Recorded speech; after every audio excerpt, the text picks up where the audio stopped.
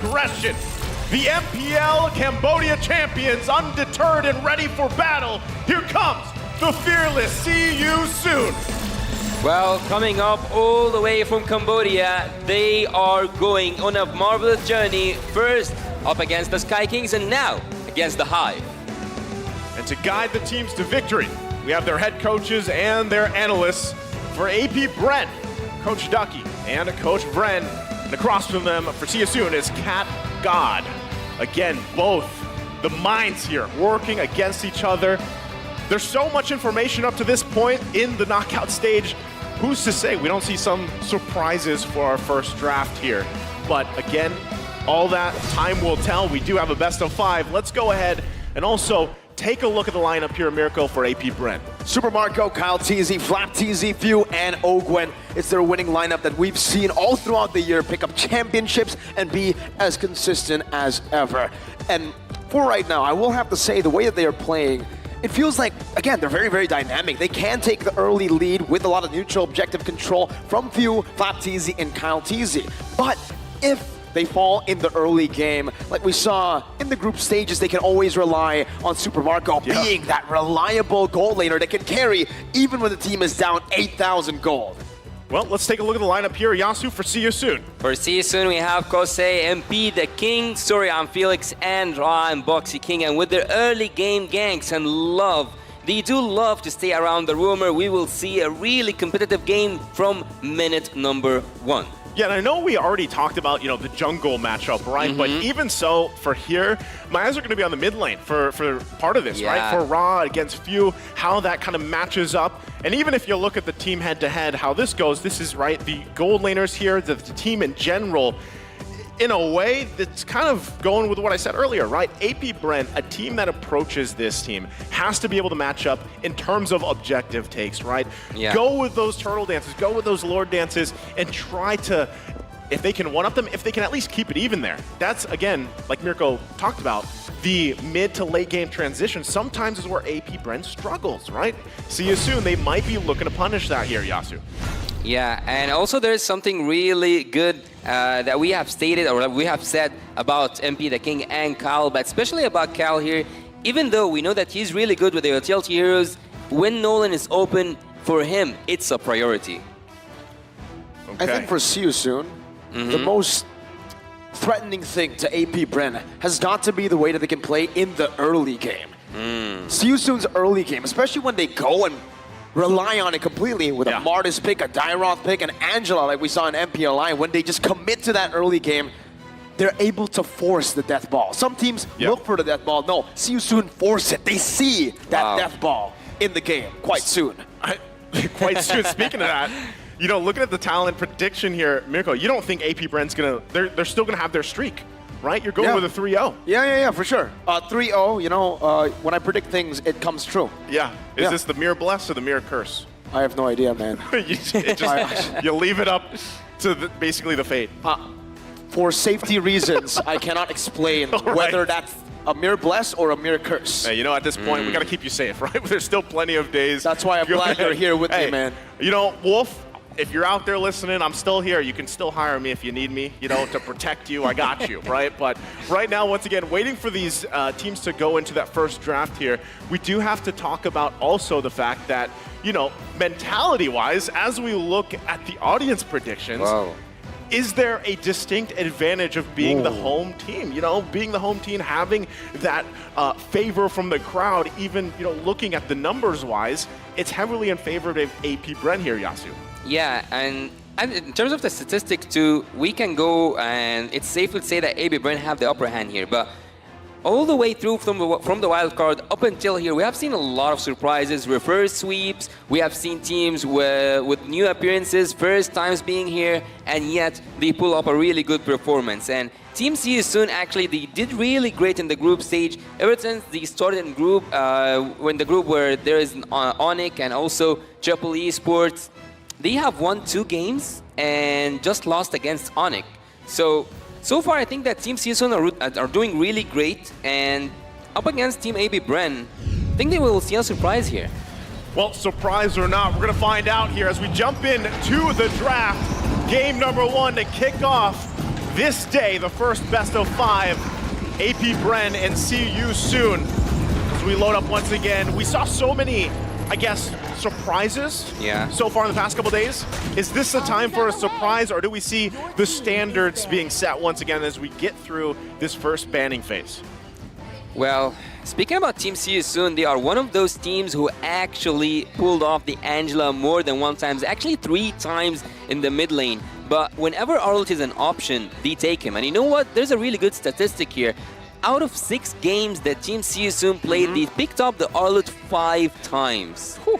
They love playing setters for Felix. Felix is the playmaker, the main one for the team. So we need something to engage with, to have with some chain or AoE CC will be very, very optimal. But aside from that, something like a carry, something like a Phobius definitely fits in to Felix's crazy aggressive style as well. I love it too because, you know, that Phobius that has popped up a couple times, we also saw that in the hands of, you know, few in the past. Not only that, but even, you know, picks like the Fredrid in the mid lane. That's why I'm saying both these teams, they have their own possibility for uniqueness, but also they can play very standard so far. And I would say even for M5, you know, it started in the wild card, transitioned through the grape stages here, but I could say that we're already, we're in a comfortable set in the meta, right? There is room for some of these flexible picks that can be shifted to the XP, shifted to the roam, jungle, what have you.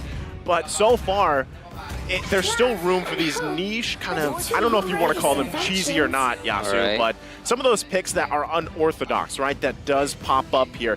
And even a hero that's popped up quite a bit, even from the wild card, has been Khalid. And Khalid has done actually really well so far throughout this M5 main event. Yeah, I would actually add upon that the Lilia itself. The Lilia is like making its way through up there in the meta when it comes to the mages. But if I'm Team See You Soon here, I would say that it's pretty obvious, at least, that Team AB Bren are clearing the way for a Nolan. As I told you, Cal loves to play Nolan, and not just that, yes, he is really good with the utility heroes, but do not forget the possibility that he can play assassins too, and one of his priority assassins is the Nolan. So I think with this last ban, they will force See You Soon to ban Nolan. Utility is only the cover, right? The most hero picks you saw from AP Bren for Kyle TZ, it's a cover-up.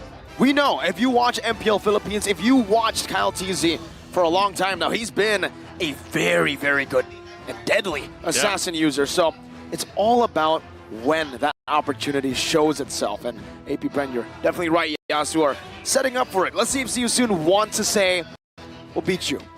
Go for the Nolan. We have the early game. We can go for the Martis, the combination to slam you down and shut you down as early as possible. I don't know, man. If you got TZ in your name, it's like you have to be able to play the assassins. Right? It would be a shame if you don't, right? It's like a badge that just says, all right, well, I can play these assassin heroes if I want to and make them work. Now, if it is the first pick of the Nolan here, Yasu, what is the best way to stop that, to counter that? Because, it's not banned. So is this the first pick? Valentina's also open as well, right? So what are we thinking here if it is going to be the Nolan? How do you counter into that?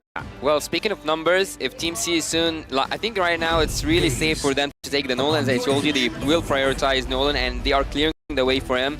You can bring up some of the suppression heroes, but it's kind of too early for me at least. And I would suggest to go with the picks that you are really good with, and that's an Arlet right now, alongside with the Claude is a really good pick. And actually, I think it's taken off the hands of Super Marco because he has shown really great strength since the start of M5 with the Claude. Wondering if this is also going to be the Valentina, if they want to pick that up now. Maybe. But the fact that they did take the Claude, I think that's a great start, right? Take that. We haven't talked too much about Super Marco, but he is just one of the most consistent, I feel like, gold laners and how he performs.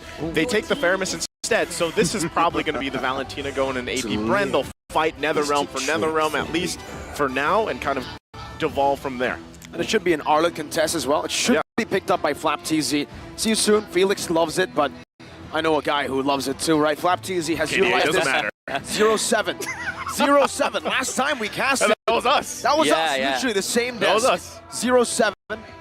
Bronze, probably. Chocolate in the back. Chocolate gaming. But a win is a win, man. A W is a W. It just takes one final slash, man.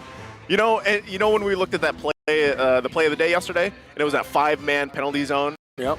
This is that. You could have done that with 0-7. With 0-7. You didn't need a perfect right? That's the great thing, and I feel like, for the longest time. By the way, congratulations to the Talent World, to LaFell, but he's Yes, always sir. the one that's like, imagine the 5-man final slash or the 5-man penalty zone. Hey, maybe this is also a opportunity here as they lock in the Arla and the Bruno here, Yasu. The Bruno. Well, the Bruno is a really good pick that have shown really good performance since the beginning here, but I would actually go for the Valentina. Bruno is still a really good pick, but having the Valentina right now and getting the best use out of the Paramis and like whatever comes on the road, but we can see here Lancelot. Have we seen a Lancelot in this tournament quite? I think like Yesterday. like maybe once or twice. A few times. Couple It times, hasn't been Prio, right? Yeah. As Prio as MSC, definitely not. Where it was just picked up first pick every single time. But I want to talk about the roamer. The Master. Roman Ogwen. Master Ogwen. It feels like at times I have to remind him that he is a roamer. Even at MPLI, he had the most kills in the game with roamer Arlen. So I just walked up to him. Ogwen, you know you're a roamer, right? Just checking in case, you know, he forgot. Oh, I thought I was XP. Nobody knows. So it feels like for Ogwen, despite him having such a good KDA, usually you would say, roamer with a good KDA, that's a bad roamer, right? Yeah. Because you don't sacrifice yourself, you don't put yourself Supposed in to danger. give it over, but no. He's just good. Yeah, he's just good. He's that good. That's how to explain it. He's just good. 8.8. I think back in wildcards, one of the roamers, if I remember right, maybe it was Ethan that had like a 9. Yeah. Oh, I yeah. think something along those lines. But there's a reason why when Ogwen's playing, people are just like, yeah, it's Ogwen, right? Because it gets to the point where he's doing insane things that typical roamers don't do. And if you remember, if you guys caught that video where the roamers were actually tier listing themselves, Ogwen was up there, right? He was humble, but you know the others put him up there in the S tier. So you know, as we get through once again the second phase of the bans here, you can already see some of these picks that we talked about, right? Valentina is actually going to be taken out.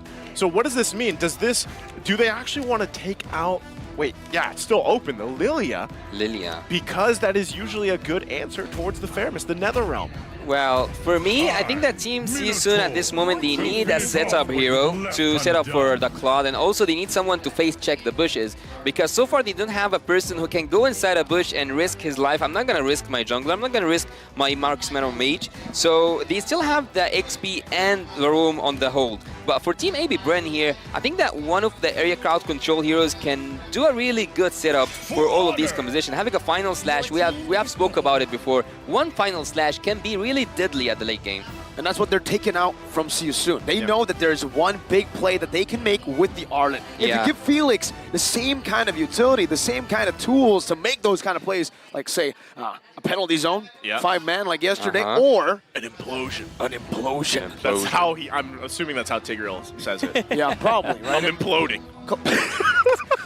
I just picture you as Tigreal, man. You brought that here, and you have that look nice soon. If I ever cosplayed, I think he'd be one of the first one. Sorry, Gord would be first. I'd have to paint my body blue or purple or whatever color Gord is. Yeah, Then you know, Tigreal. then Tigreal. Yeah. But Dyroth comes that's out here. interesting. All right, so for See You Soon, it's exactly what I actually said before the match. They want to just bank on that early game. Lancelot pick, great one. Dyroth, they want to bully this XP. Even though the Arlen has a lot of sustain, one gank. Yes.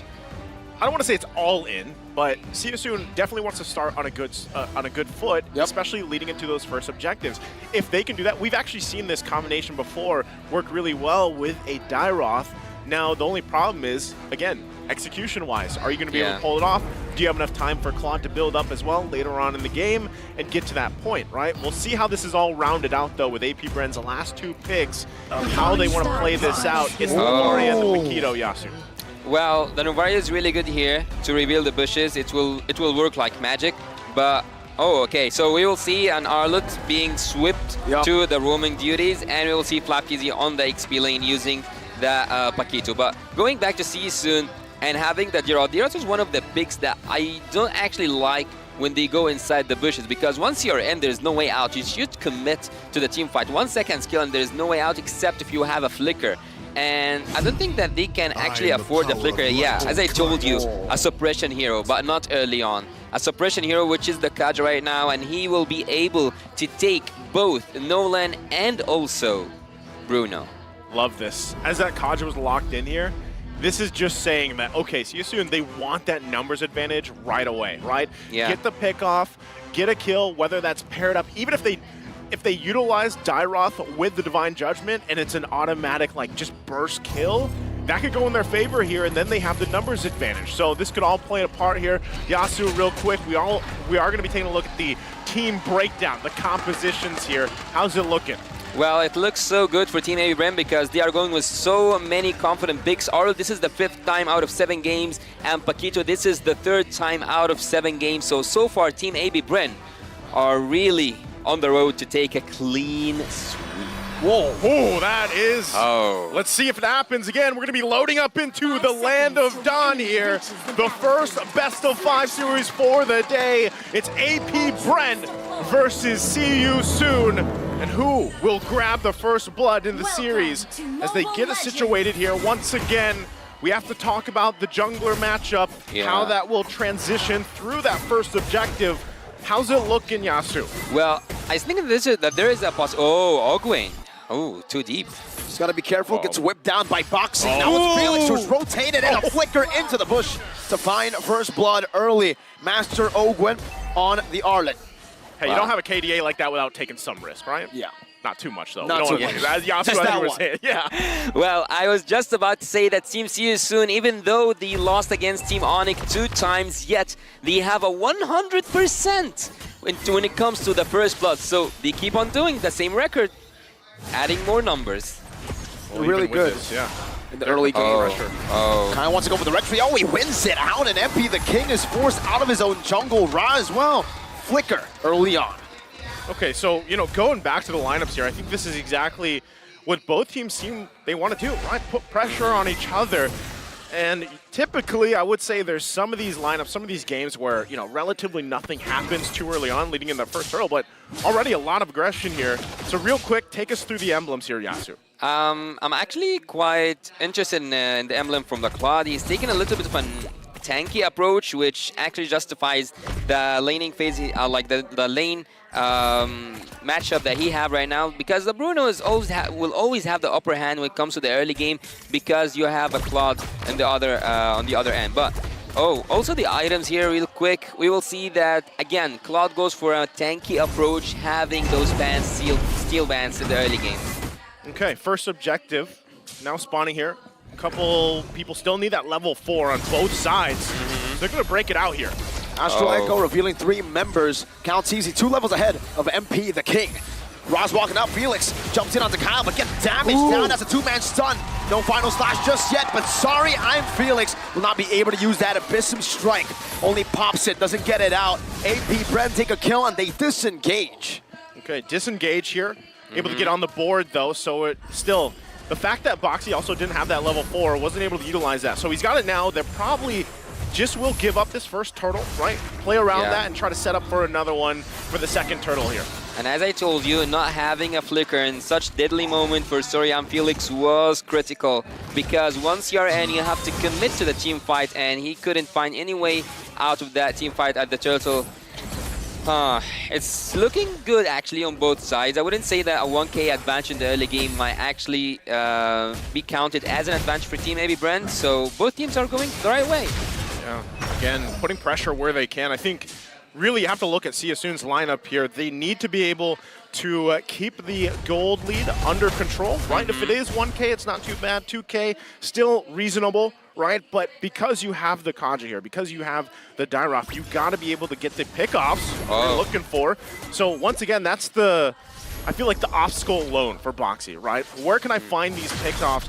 Where can I lead the team here to build up on momentum? Okay, he's gonna be fine though, but you know, still, same thing here. See You Soon kind of trying to find something utilizing this Kaja early on.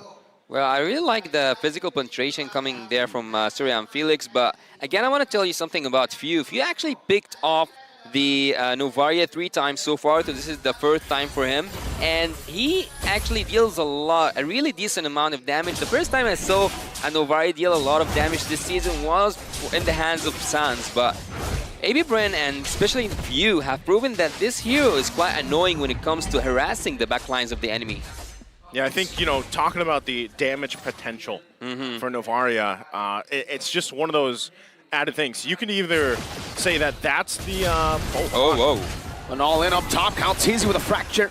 Felix able to dash out now, and so you soon see that. They look for a pick on the other side of the map. They don't want to commit onto Ogwen, though, however.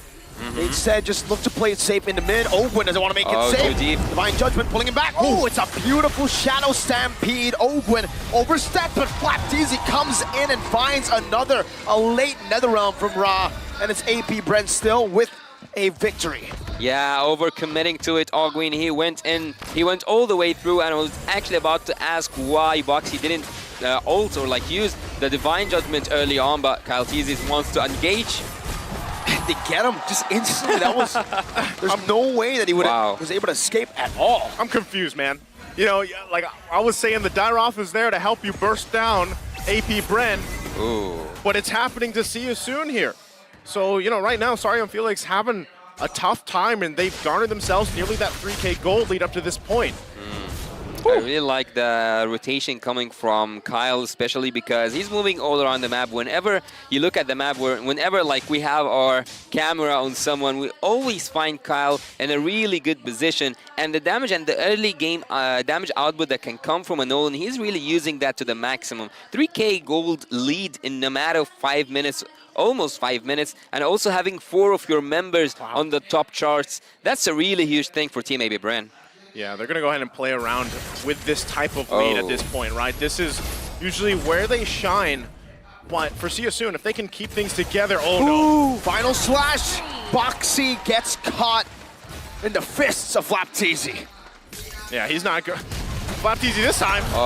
Going in again, forcing a blazing duet. Now MP looking for the assassination. Flapteezy taken low and shut down in game number 1. That's Felix, who jumps in, but now might just get taken down. A defensive Nether Realm from Rao. Felix gets out barely 1 HP. Meanwhile, Marco up top picks up a turret. Oh my god. I've just seen Flapteezy. Final slash here. But Ogwen doesn't go for it. And also Team AB Bren going back in time, remembering Flapteezy when he was going in all aggressive with all the gold he has. But this shutdown might be what Team See You Soon needed at this moment. Okay, so See You Soon, they might be down nearly 3K gold, but they've got some fight in them. Yeah. They have to continue on this way. Boxy gonna use the conceal though. He's gonna get spotted out.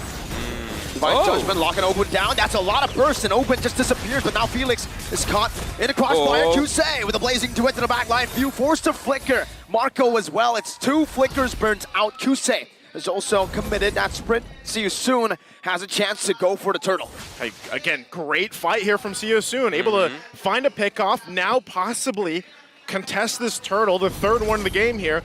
We'll see if AP Bren just decides to give it up, but look at the positioning. KyleTeezy getting into that side. A level ahead, knockout strike coming down. KyleTeezy looking for the steal, but it's Boxy who finds it. Not either of the junglers. KyleTeezy retreated, MP didn't, and Boxy was just whipping. He's there, man. He's got him. We have seen Kaja actually take 2 turtles so far in the tournament. One of them was with the Passive, and now we have seen him also take that was Ethan, right? Logan. Yeah.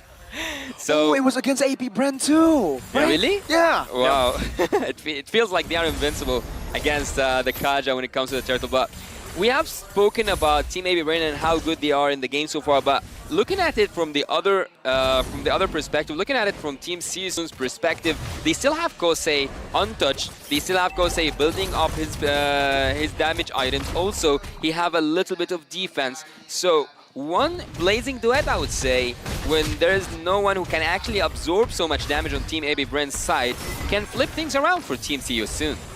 You see what's happening here. Every single time Boxy is going to pop that conceal, they look for their own pull. If they can't get it, then they got to wait a little bit longer, unless, again, you utilize that flicker combination with the Divine Judgment, but really that's kind of what they're up to, right? Yeah. Ra could technically do the same thing with this fairness, but right now, given this lead that AP Bren has, he's really got to keep tabs on the rest of the team to utilize that Nether Realm, right? So really it's up to Boxy, but at least for See You Soon, they've got a second option too to initiate some of these fights or possibly even peel for the team if it's not in their favor here. But all this, once again, leading into the next objective 30 seconds away. It's going to be that Lord. Now, again, looking at the damage here, this is something we typically see. You talked about it earlier, Yasu. Yeah. Who's at the top? Yeah, few at the top with that Novaria, but Boxy the King, he's going in. It was almost a death bush. And speaking of Boxy the King, actually, I would say that Team AB Brain are trying so hard to bait the Divine Judgment out of him, and if I'm Boxy the King, I would actually accept the gift that Team AB Brain gives each time, because losing a member at such critical time will cause a lot of mayhem for Team AB Brain. There's a 1v1 up top. Orange buff secured by MP the King, but he had to commit a retribution. Ouch. 20 seconds on cooldown now as the Lord spawns in the bottom side of the map. That's a conceal. Ogwen's looking for a big play. Jumps in with a vengeance. Now Divine Judgment locks him down, and that's the Abyssal Strike connecting. Kusei finding the kill. Another realm coming down for See You Soon's re-engage on the Super Marco. With a massive execution, that Super Marco forced to flicker out. That's Ra with some damage, but it's turned around. The Blazing Duet doesn't find his mark, and now he's forced to go with that defensive BMI. Counts easy. Looking for the kill. Jumps in.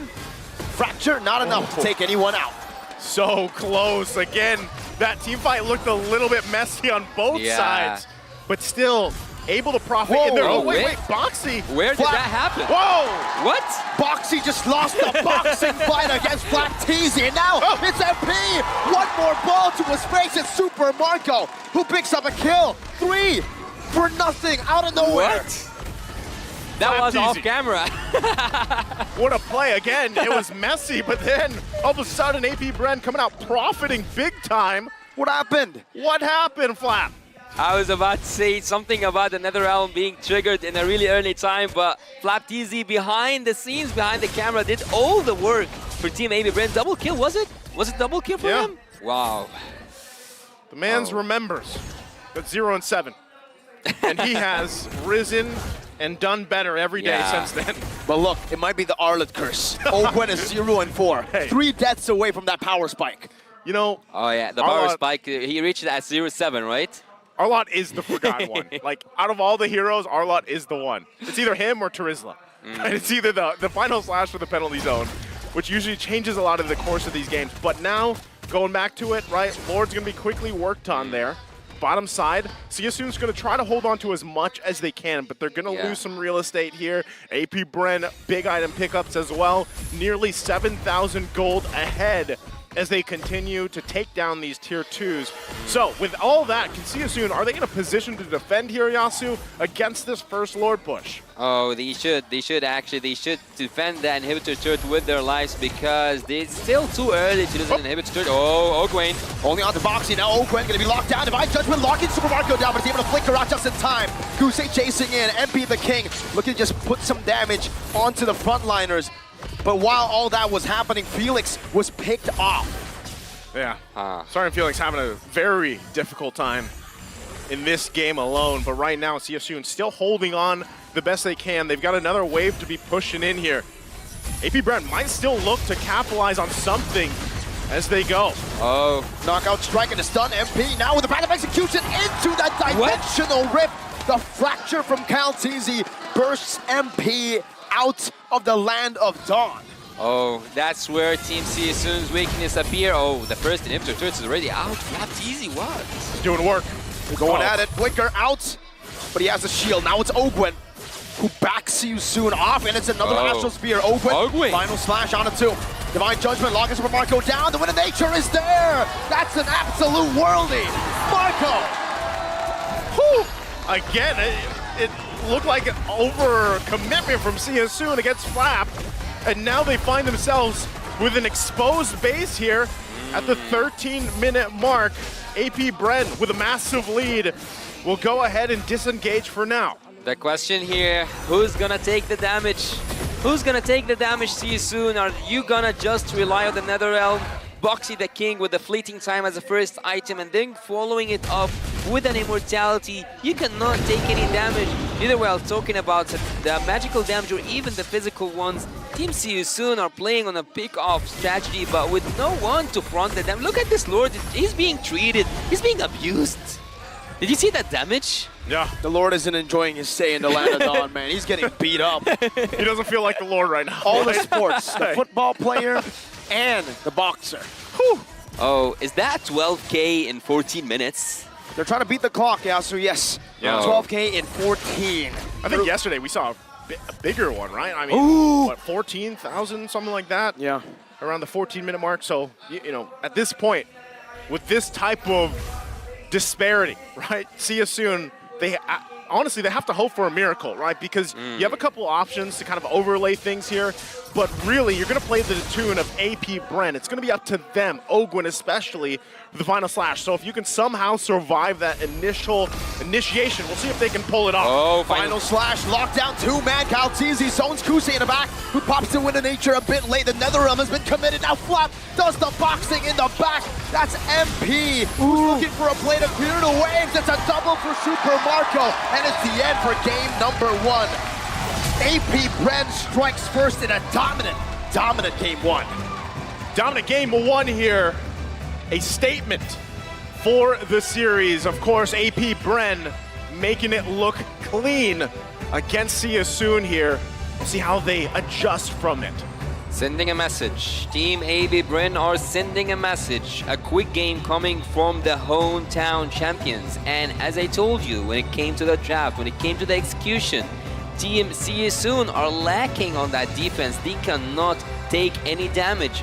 Falling behind the inhibitor turrets and losing that base was kinda inevitable with such gold lead. Yeah, again, when you look at it, AP Bren has not dropped a game yet. Yeah. And playing like that, man, it's tough to see where the weak link is here, right? Yeah. In the lineup, we've seen variations of the drafts and the heroes they like to pick up, but ultimately, teams have struggled to find exactly that point, you know, that weakness so far. So for See You Soon, I feel like, again, their draft, if you look at this, they had a game plan in mind. It was to pick off, you know, trying to isolate someone, get the numbers advantage, but hey, it didn't work out for them. They weren't able to utilize even the Dyrok. It was shut down so quickly. Yeah. So AP Bren did not lose a single turret there in that game. That was tough. The game plan was early game. They wanted to get a lead as fast as possible, and it just didn't work. The Nolan, the Paquito, everything that AP Bren had, they had to control the tempo. They had to dictate the tempo. Well, again, we're going to go ahead take a look at the MVP of the game. Is it going to be Ogwen here? No, it's not. Again, he learned from the previous days. Nice. He's now 5-1-4 on the Paquito Flap TZ. Nice. Coming with a really remarkable performance after Full saying damage that, Paquito. yeah, he's going in for with those like lift and right punches. Loaded gloves. So, I mean, that would be illegal in a boxing fight, right? That's a whole lot of weapons in the That's a gloves. whole lot of weapon for a boxer, my friend. I would say that this game he had a knockout against Team See You Soon.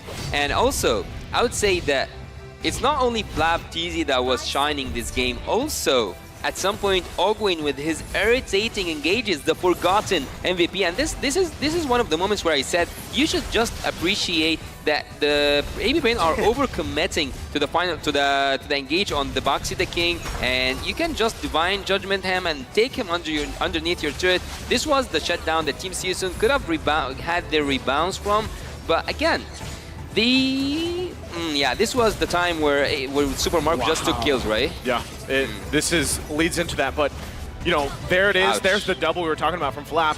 And this is what I love. I always say this currently where we are with the XP laners, man. I love the fact that these XP laners can pull plays like this, pull highlights like this. You know, it's not just that dead lane anymore. You have an impact throughout the majority of the game.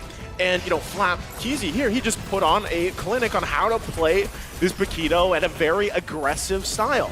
And also having the clout for Team See You Soon at this point, they picked up a really good scaling hero, but yet they haven't shown him the much of help, I would say. They didn't help him through the game itself. They haven't, I wouldn't say babysit him, but at least put some resources on the gold lane. Kosei had to be his own man on that lane. But looking here at the statistics, how much are we in? Is it like 13k difference when it comes to gold? It's almost 13k when it comes to gold. And in a 15-minute almost game, no turrets have been touched by Team See You Soon.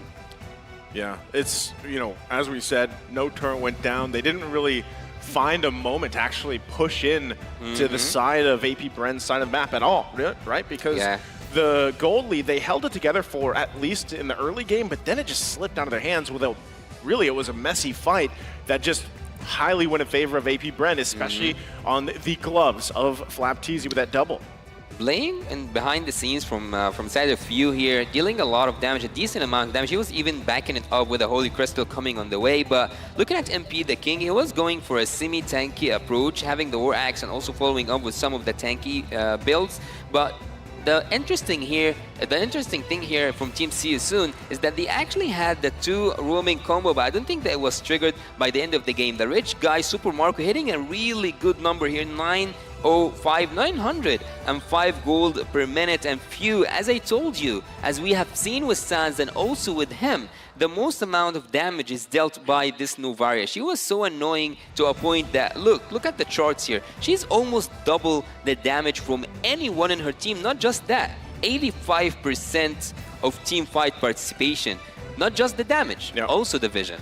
A big part of what AP Bren was able to do, the fact that they dictated the pace, was because of the Astral Echo. Yeah. Always revealing See You Soon before any kind of ambush could happen, right? And that is truly the main counter to a team like this. A team that wants to pick you off, a team that wants to catch you by surprise. Nothing's a surprise anymore with Novaria. Christmas isn't fun with Novaria. Yeah, it's not, right? And not only that, but when you have the Kanja, that's your game plan. You know, the game plan is to pretty much go and get a pickoff, but when you have a Novaria across from you, that's where it gets a little tough, right? You're not able to actually get the pickoffs, whether you utilize the conceal or not, then you have to rely on the flicker combination with the Divine Judgment. So it was just stopped completely there. And also when the sandbag of the team is a Dairoth, that doesn't feel very good, right? Yeah. Because you are there to get at least that armor penetration through and then the follow-up. But he was just taken out of the picture every single time. He was the tank, he was the damage soaker, the sandbag, and that's what we saw, man. The Dairoth just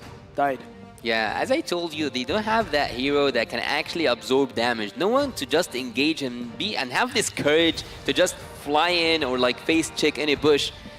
Kaja, I wouldn't say that this hero can actually go inside a bush and go outside of it if it was a death bush. Also at Dairoth, as I told you, with the second skill, he cannot commit to anything, but he needs to either commit fully or to flicker out. And flickering out is not an option, I guess, early in the game. And he flickered out at one point and then he got punished, right? I get the idea, right? I mean, the best defense is offense in a lot of scenarios, and that's what See You Soon were trying to do. But when your offense, when your spearhead, that pickoff game was already revealed to the whole team, there's not much. Even when they tried desperately to chase Super Marco down, they were the ones punished.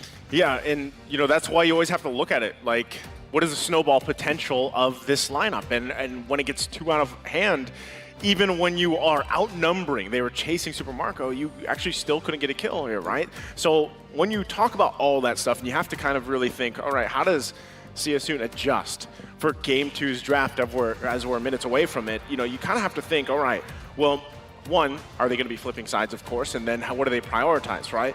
And building up on that lineup, too, I feel like if you want for See You Soon, though it's Game 2, you could still go for a utility jungler if you want, play around that so you can at least contest in some of those early objectives, and then build up on that. Also, I would love to see, once again, mid lane, locking in something that allows you, whether they ban out the Novaria or not, maybe pick up the Valentina here, how they play around that, right? Because again, they need to start on the right foot against a team like AP Bren. Also, let's take a look at what Coach Ducky has to say here on basically AP Bren's tight games during the M5 group stage. He says, I'm thankful that there are games like that, that we have to play our brains out, because that way we get to see those small mistakes that we need to patch up, right? And basically what that leads to is just practicing your mind out. Practice your mind out. That's what we saw from Occupy, right? Back in M4. Yes, sir. And now that's what we're seeing from AP Bren. No wonder they're so good. No wonder they can go 0-7 and still win. They've practiced their minds out. Practice their minds out. Have you ever done that? Have you ever done that, Yasu? No, what is that? I want to keep up with it. He doesn't understand the technology. Not just yet, Not yet. You got to teach him how to practice his mind off. I'll help you understand that later on, Yasu, right? All right. But again, going back to this quote, it is true. When you're put through the ringer, you have some of these challenging games. It's just the way it is, right? When you're put to the challenge, you're put to the test, you just improve from there. And I feel like it's funny because when you actually get a chance, for example, to talk to Coach Ducky and how this kind of environment that he's established for this lineup, it even happens back in the gym, right? Their workouts, they work out together constantly. And it's like a challenge in itself. So they get better in real life, they get better in the game. And when you just talk up to some of the players here, even for some reason, Ogwin especially, he loves to ask me how much I bench and whatnot. But the thing is they've said themselves, it actually really helped them when they are, you know, working out, staying healthy in real life too, translating it into the game here. And that's kind of why I feel like we've seen them in their prime form throughout this whole year. Well, there's a saying in Arabic, I don't know if it's like correctly translated to this, but the right body always contains the right brain, or like the right mentality. So following up on the quote from Coach Ducky here, I said, and earlier on, I don't remember if it was the wild card or here, but I said, who doesn't like to see a champion being challenged? And Team AB Bren at this moment, when they get challenged, we want to see how will a champion respond. And they are champions in the Philippines, and they also hold a title for the M Series. So would you guys say that they are on the right path to take this second M Series back home? They're meant to be challenged, and that's the challenge right now. Game 2 against See You Soon, and second M Series title. I definitely think they have what it takes to go all out, man. I mean, be careful with your words. 5 in the Philippines. It would be amazing to see a Filipino champion, would it not, Naisu? It would be, you know. What was that saying in that opening video? The no host country. No host country has ever won M Series before. Sounds like you, right? Yeah. But yeah, that's the thing. That's kind of what's at stake here. And if you're asking that, Yasu, I would say, man, you know, they are in prime form and they're well on their way to getting one step closer, right? Now ahead of them is See You Soon. They got to get through this series. You know, they're off to a great, very strong start if you look at game 1 alone. And of course, what's ahead of them, right? Because even when we looked at the games yesterday and the day 1 of the knockouts, teams are looking pretty good, right? So you can't at this point, you can't really count out any team just yet, because we've seen some crazy things over the course of, you know, where we ended up even today. Well, speaking of today, and I would actually like to bring up the previous draft from Team See You Soon. When they picked up the Dairoth, I was like, who's he gonna be bursting down? Because there was none, and at the end there was also none tanky heroes, I would say. So there was no tanky heroes from the side of Team AB Bren. So who would Gerald actually burst down or use his penetration, physical penetration upon? I think that's a brilliant point to make, man. I feel like the Dairoth pick was way too early, right? The fact that they picked it in the first phase after seeing a Nolan, and an Arlet, that was Bruno, and an Arlet. Usually we see that against the Fredrin, we see that against the Baksha, a lot of tanky utility junglers or even just tanky XP laners. So definitely agree on that point. There's not even any defense to penetrate. Flapteasy went full damage. He went full damage there. And looking at this, the player head-to-head, Few and Ra, right? Then I love that the fact too that Angela's there for Ra, because he had a very defining moment on Angela back in the group stage. So, you know, maybe that might be the route they want to go if it's not banned out, if it's not picked up. Few, on the other hand, he loves the Novaria. And this time around, I would like to see either See You Soon just ban it out, don't have to deal with it, right? Or possibly pick it up for themselves and kind of play around that. Because still, when you're looking at these matchups here, I know, once again, we really compared the junglers, but, you know, for me, See You Soon, they want to be able to match up, especially in the mid lane. And I feel like going against Few, just the amount of accolades this man has himself might be a little bit of pressure, right, for Rob. But so far from what we've seen, even from the group stage, I gotta say, he's well built for this. He's well built for this matchup. And it would be a statement if, once again, See You Soon puts the pieces to the puzzle correctly to get that first win against AP Bren here. Yeah, and actually Team See You Soon on the group stage, they have shown us that they can play the assassins really good, and also the utility heroes when it comes to the jungle. So actually taking Fuse Novaria down is not so hard for MP the King, because yes, Novaria is far behind in those backlines, but yet she's reachable when it comes to an assassin hero. So maybe we'll see a Joy come in, or maybe another Lancelot. But yeah, he's really brilliant when it comes to positioning, but taking a Novaria out is not a hard job. Yep, just not really that hard. I mean, especially ban it out. Ban it out. Maybe. The start, you can just take it away, but That's the problem, right? The fact that the reliable assassins who can actually dive into the back has been taken care of early on in the draft by AP Brent. They know exactly what they were doing. They set it up. Not only was the Nolan set up, but also the back line was set up for better than greatness. You know, I wanted to say greatness, but that works too. We just gotta say better than great. But if you don't say better than great, at least a handful of times. What are you doing? 70 times. 70 7 times? is better than 6, and 6 is great. What about 8? Like, It's better than 6. that's better than great. All right. Maybe that's M6. We don't know, right? Now you soon we'll see later. But for now, it's better than great, and that's what I see from AP Brent. They're so good at just foreshadowing and understanding what's going to come next in the draft, preparing for it, and then just capitalizing on every single mistake that See makes in the draft and in the game. Well, See are actually known for their early game aggressive heroes and aggression. So, and also the XP laner, he's known for his front lane heroes. Yet, I have seen him play Diroth. But when it comes also to the rumor, pick off, yes, he followed up his strategy mid-poking. I wouldn't say that Paramis is like my cup of tea when it comes to poking. But yet, they are kind of playing their game the way they are used to. But again, when it comes to that draft, I wouldn't agree with the Diroth. I would agree with everything else, but not the Diroth. If it's up to you guys, who would you have chosen as a front laner against Team AB Bren instead of the Diroth? Terizla.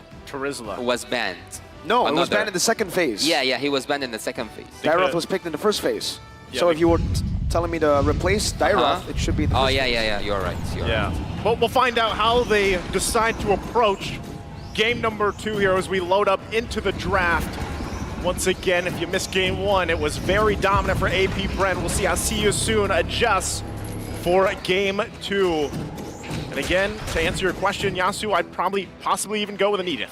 Just an Edith. Go with an Edith. Front lane, but also you have some damage as well. Now, looking at this, AP Brent's still going to be on the blue. See You Soon on the red. Bans, though, a little bit of a variation here, right? The Nolan is going to be taken out. They had to. Get him out of here. Learning from the previous lesson. It's like saying the same pattern actually, banning the Phoebus and then the Joy, and on the other hand we saw, if I'm not mistaken, was a 1-1 from the side of Team See You Soon, but this time they know the danger, they know how much Kyle TZ is really good with that Nolan.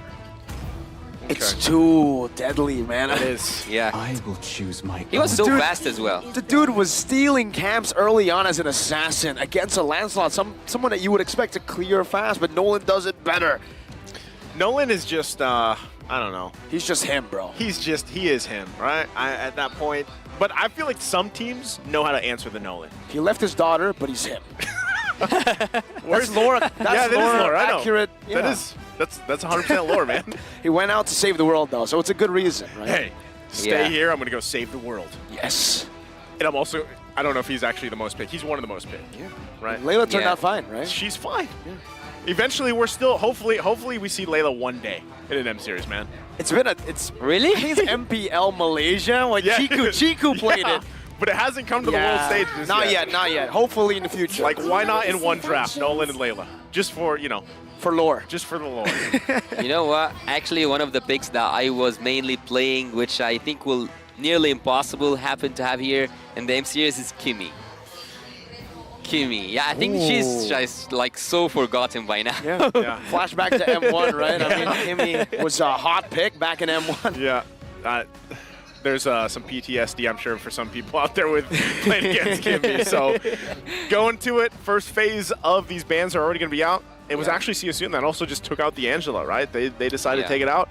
AP Bren left to the first pick. What are we feeling? Is it going to be a Valentina? Is it going to be a Terizla? What are we thinking, Yasu, real quick? I think a Valentina here is really safe because she can get the best use out of the Paramis and so on. But yeah, also the Guinevere. Man. Yeah, the Guinevere is one of those picks that you should really take care of. And also, a lot of teams here in the tournament have used her as a roamer, as a jungler, and as an XP laner. So we don't know what's AB Bren plan for Guinevere so far. That's why it's so good, right? It's not only just a prio pick in the jungle that can get you so much control from neutral objectives to ganks to CC to engage, but it can be flexed. Not only can it be flexed in the role, it can be flexed in the build. Yeah. You're right. Which you is can what- take what- the Ray Ash version of damage. Yeah. And add upon that low CD, low Yeah. cooldown. Yeah. She can keep on making people fly in the air. And spatial migration's kind of strong. Kinda. Stun the guy now before you knock him up. That's broken. That's why teams love it, right? Now, answer is going to be the 1-1 and the Faramis. How do we feel about this? We've seen some great things from 1-1 on various teams, and we've seen some not so great things, right? So how are we feeling, Yasu? I would say that this is the best time to pick off a Kaja right now, because taking a Kaja would be... I would say if he wasn't picked here by Team AB Bren, it will be banned for sure. Because you need a tank, or like you need a roamer generally, that can take off the 1-1 when it comes to the crossbow of Tang, and also the setups that Team Season and the plans that they have for a 1-1. And if AB Bren didn't do that in this moment, they will regret it later on. But Team AB Bren, he can also take the Valentina. Claude is really good as a matchup, but I think Boxy, not Boxy the King, but Kosei will have a really good time ulting, or like at least starting the crossbow of Tang on Khalid. Interesting that they take the Khalid here, right? Yeah. So they have that. Super Marco's got his Claude. They can work around that. So really, I'm going to be looking at See You Soon. How do they want to deal with some of this? Because Khalid, not only now do you have the Guinevere and a ton of CC just in her kit alone, but you got to deal with the Khalid as well, right? Yeah. So you need to be able to answer that, or at least survive that exchange, right? Because so far, when Khalid is locked in, he's usually the guy to go in second, right? Really to follow up or cut off the path. And that could be a problem here for See You Soon, especially basing it off how some of those early skirmishes went the previous game, right? So already, you mentioned this earlier, there's the Kaja once again for See You Soon. Season picking off this Kaja is really good again against a Claude, but we haven't seen Boxy the King do, I would say, accept the gifts that were given by Team AB Bren at some point, but yet we will see his execution this time. Looking back at Team AB Bren's draft, I would say that they really have a really good draft when it comes to area crowd control and also the setups that can be built for the Claude to go in. I would say that adding up, or like, already the mages picked off here. Okay, so have AB Bren having that Minotaur at Tigreal will be lethal at this point. Yeah, I mean, any dive comp will be very, very lethal to go up against a Minotaur, especially Master Ogwen's Minotaur. Oh, one of his signature picks. See You Soon, take it away instantly. We're not going to let you match up this Kaja, this Faramis, with that Minnow. Yeah, not only that, AP Bren on the other side, I think maybe they still continue to focus on the XP lane here, right? At least even take out the Terizla possibly, if they want to go that route. Deal with that, because that would actually round things up really well for See You Soon. So that's the Martis being banned out, right? Focusing on some of those utility jungler options here for MP the King. Might be wanting to force him, you know, on something a little more risky once again to go against AP Bren here. So we'll see what the answer here is. What are you thinking for the last ban? Well, for Team AB Bren, I would say that they should continue on banning the utility heroes, because no assassin and no one can actually burst neither like the Khalid or the Guinevere, not mentioning that they still can pick off a heavy tank. So I would continue on banning the utility heroes. I agree. I love that, right? The fact that they ban out the Martis, not just the utility, but ban out the aggressive heroes, the heroes that can actually look to snowball. The worst pick on MP is a hero that's safe, and that's what AB Bren are trying to force on him. They want to try to force MP to play a safe pick. Play the Fredrin, it may be meta, but on your hands, with someone as flashy as you, you need that playmaking capability. Ooh, if they go the Fredrin here, I think that could work, right? I mean, I said this before we even loaded into the draft. I was like, you know, I'd love to see You Soon. I know technically they're a team, and this is a region thing, actually. The region is just very team fight oriented. They love to just duke it out, right? That's something. Yeah, Cambodia itself, they have what now, 4 or 5 teams just all competing at a very similar level here. So we'll see, right? Do they actually want to opt for a more a slower paced jungler lineup here? Yes, you have the Kaja, still able to help pick people off, but obviously even the 1-1, right? You need some time to build up. You have to have the right conditions to get the crossbow of Tang off. And then even so, right, we see so many teams obviously playing around with the Wind of Nature and the Winter Transient switches, right, to deal with the crossbow of Tang in certain situations. So once again, for See You Soon, We'll see if they decide to pick up the XP laner right now. What's left on the table? Again, we haven't seen much Yuzong, man. We got a great statue in front of us. We see some great graphics behind us, but Yuzong has kind of fallen off, especially back from M4. We need another buff. We need another buff. And Team CSU need a Trizzla. A Trizzla here. I was about to say that they need some crowd control. I know that they have the Kaja, but still, you can kind of assure 1-1 in the late game phase when it comes to the crossbow of Tang. As you said, we might see some people use the Wind of Nature or like play around this crossbow of Tang, but yet, Team CSU having the Trizzla is really good, but what are they missing? The jungler. Huh. Oh, man. A Baxia maybe? For AP Bren or CSU? CSU. For CSU, the Baxia could be a good choice. I like the Baxia, actually. For this composition, they have a lot of damage already. Someone who can just roam around the map, get some more mobility. Would be great. But for AP Bren, I'm thinking something crazy. A pick that maybe Filipinos won't be too happy about, but... Oh. No, okay, don't go for it. Yeah, I was like, told you. Florin, you know? No, Tigreal. Is he still in crazy territory? It's Chad Ogwen time. No, it's not crazy It's not crazy anymore? Apex 47 changed. I mean, the wild card, he started to pop up. Yeah, It was crazy then. It was crazy. Now it's tame. Yeah. Now it's normal. But it's still Tigreal, Yeah. man. It went from Lafell to Gideon, you know? Yeah. Crazy to normal. The guy that sounds like you. Oh, that's crazy. That's crazy. That's crazy. Lafell, literally Hellkurt, remember? I asked a wise man before why Hellkurt is so good in Malaysia, and he told me you cannot do a lot of things when everything is dark. So I don't know if AB Bren will be able to work in the dark or not. Hey, unless you got night vision somewhere, right? Arashi's got that. Arashi, tactical. Shout out to Arashi out there. But okay, lineups are locked in here. Yasu, take us through it real quick. Real quick, AB Bren, as I told you, if you added a Tigreal or a miniature, their combination will be so lethal because they have a really good setup so far with the Cloud, not mentioning also having a Tigreal. That's a really good composition, but I wanted to actually say that Team CSU needed someone to carry on the early game. Having a Hellcat can actually pick off someone at some point, and I think that 1-1 somewhere in the game will be taking care of the rest. Well, we're going to find out here as we load up into the Land of Dawn. It's game number 2 after a decisive game 1 from AP Bren. Can see you soon. Utilize this Hellkurt and even out the series 1-1. In game 1, we said MP needs a pick to be able to jump on Few, on that Novaria. Yes. I think this is a good response to the question that we asked in game number 1. Well, Nice said you can ban it out, but it seems like it's not banned out. They will actually go for this approach. But here's the thing. I think that MP the King need a lot of, I would say, camping to get Few, because Few with his positionings is really good. Super Marco is here losing so much HP to Kosei. Wait, What? Overnight. He knows the limits here, right? I mean, there is no crossbow tank right now, so he's going to go ahead and just deal with that. We'll go back to base, but also emblems here, anything that sticks out, Yasu. Well, I see that 1-1 is going so hard for this damage, and also the Hellkurt will actually be... he's farming so fast right now because of his emblems. What else is standing out? I couldn't actually have a look. Maybe in the next time we'll have a better look. But I would say that there's a really good point I forgot to mention, that when you have a rumor that can actually reveal the other rumor, you kind of have an idea of how the rotation works on the opponent's side. Bro, Kusei went for the Master Assassin emblem.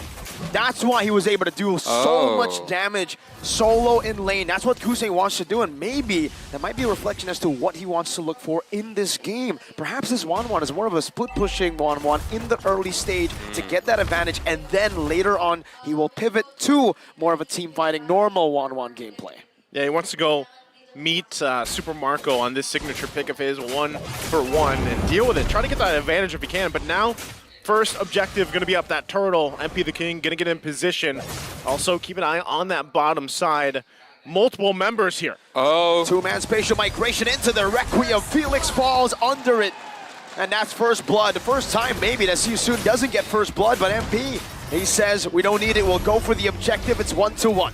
Good trade. Yasu, how do you feel about that? Kyle doesn't like it. That's how he feels about it. Spatial migration into Flapteasy's Raging Sandstorm, into an invade early on. Ogwayne. They want to force it. Foxy gets knocked up, slashed down by Flap TZ. And MP doesn't have the retry. He can't go for the commitment onto the purple buff. Felix has rotated over with Rob. That's a penalty zone. Out to 2. Ogwen gonna be knocked up for a bit. Calteezy with a defensive spatial migration. The implosion comes in as well, but another realm saves them, gets them out. Calteezy though was able to sneak that steal from under the rug. Wow, using all these spills at this particular time so early. It's another one. It's a Requiem. It's Felix taken down again. Oh, flashback to the previous game for Felix here. No, Felix, not Felix. He's sorry. Oh, he's sorry now. So for Team See soon, actually, I would say that not having the flicker on Boxy the King, oh, they are committing to Super Marco. They want to make him have the worst time of his life. Yeah, they gotta kind of put pressure here if they want to. Right now, though, the fact that you have 3 kills for AP Bren and 2 of those are in the hands of Kyle TZ, wow. It's going to be a little bit tougher here now for MP the King, right? But if he can continue to play around the ultimate, the Darkness Falls has that advantage. They might turn something around here, right? But the fact that Kyle TZ has kind of this early spike going on could be troublesome. Implosion against the Divine Judgment, and that's going to be the silence as well. Crossbow attack. Translating over to the back line. Now it's a Raging Sandstorm! Flap TZ! What a play! Hey, as I said, that Khalid, sometimes he's the second one to go in and capitalize on positioning, and that's exactly what happened there. This is the kind of final touch I would like to have, actually, because the Khalid followed up so perfectly. This was almost... Oh, sorry, Felix. What was that? He missed the penalty zone. Now Kyle, spatial migration to get out. It's all fine and dandy. But my God, I'm still on that play. I'm still on the play. That initiation, man, it looks so good. Man. Yeah. When the Khalid uses the flicker alongside the Sandstorm, it looks clean as it can be. So with all that unfolding, again, Kyle TZ in position to go ahead and just freely take this turtle here, the second one of the game. We'll be able to cap that in. MP the King, though. Is it to a point where you pick up a risky hero like this and now you're too far behind in the early game to actually contest some of these? It's almost like Flap saw the play of the day and he said, I want that. I want to be play of the day tomorrow. Walk us through this, Yasu. Well, I think that the one who walks that through this was the Khalid. This was the moment where everything went down for Team See soon, having the Sandstorm raging upon Team See soon. They just got wiped out. I don't know, man. Again, Flap had probably that one chocolate yesterday. He's like, he was mad. Again. He's mad now. He's mad. Still going to be going here. Early pressure on the bottom side, but just trying to keep it together. Echo going to come down. There's the conceal, though. Ogwen. Okay, he's going to call it off. I just want to see these flicker ultimates, man. I want to see these flicker ultimates being triggered once and again and again and again. Because Team AB Bren have really wonderful setups and really good follow-ups. But when you look here at both ends, we will see that both of these teams have this hero that can actually pull off a really good late game when it comes to the Cloud also. When we speak about the 1-1, but again, who have the upper hand in the early game? Who is controlling the game in the early phase? It's AB Bren. In a matter of 6 minutes in, we have 3K gold lead. Not just that, MP the King at some point gave up on the trades. He's just farming by now. Felix knocked up again. That's a lot of airtime, and Felix jumps into the penalty zone onto the front. Super Marco able to back up with the battle mirror image. That's a blazing duet as well. MP is going to be able to deal damage onto Kyle, taking him down. Now MP low, Super Marco going back and forth. MP farming. The rest of AP Brent trying to help him out. It's just going to be Felix traded in for Kyle. That's worth it for See You Soon. Yeah, so you can already see, right? MP the King, he only had the DHS, but he has respectable damage. So somehow, some way, they got to continue to build on that, right? Gold lead obviously still in favor of AP Bren, 3K ahead. But See You Soon, if they just have to find wins where they can, then that might be best for them. Again, you have a Kaja. Try to get some of these pickoffs later on. Give up some of these objectives if you can't actually go toe-to-toe with them. But still, find wins where you can to stay in the game here for See You Soon. Spatial migration as a Purify instantly. Felix, penalty zone, just the zone. That's a Raging Sandstorm connecting again. MP still able to escape. Now it's going to be the re-engage. Flap TZ flickering backwards. Ogwen with a good shove back to defend Flap TZ, but he will fall in this mid lane. It's See You Soon who picks up a win in the trade department. This game is unlike the previous game. See You Soon are actually helping Kosei to build up his damage, to build up his gold lane lead. And right now, even though he died one time, Boxy, the king, is following him up. It's like he's having a tag on the back of Kosei. He is there for him whenever there is someone coming to the bot lane. But let's have a look here at the items. I would say that who have the lead, actually? I think that both of these gold laners are toe-to-toe. Yep, 400 gold lead, not that much in the gold lane matchup. A few minion waves and it's done, right? So yeah, it's going to be really good for both these gold laners, though I will have to say, with Super Marco having this much help, I don't know what MP the King will have to do here to come back. A spatial migration, everything was on point. Perfect. Despite the Dark Knight Falls granting him movement speed. Yeah, when you're spotted, you know, you can't run away in the night. So not only that, but they get more damage on this base turret. The shield's going to be taken down. They got the tier 2 earlier, so that is a big win for AP Bren just in that, 1 minute alone leading into this Lord coming up in less than 30 seconds. So see you soon. For the second time, honestly, the Conjure just has not been able to do what it's meant to do, right, at this point in the game. You really haven't seen many pick-off potentials happening or, taking that numbers advantage right in their favor with the Conjure. But look at this already. There's the Conceal. Boxy going to get spotted out too. The rest of the team still in the mid lane. Lord now up though. Does See You Soon actually want to contest this Yasuo? Are they in the position to?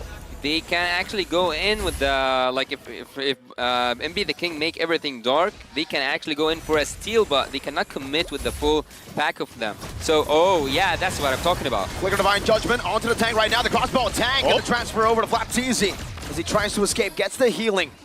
Ogwen down, the main source of initiation, the main source of CC, but they still have Kyle and Flap. Okay, so they just go ahead, reset it for now, but See You Soon, Kyle TZ could go in with the spatial migration, but once again, See You Soon still doing a relatively good job here given how behind they are. So they gotta wait. Again, penalty zone not gonna be available just yet, but the flicker is there. We'll see.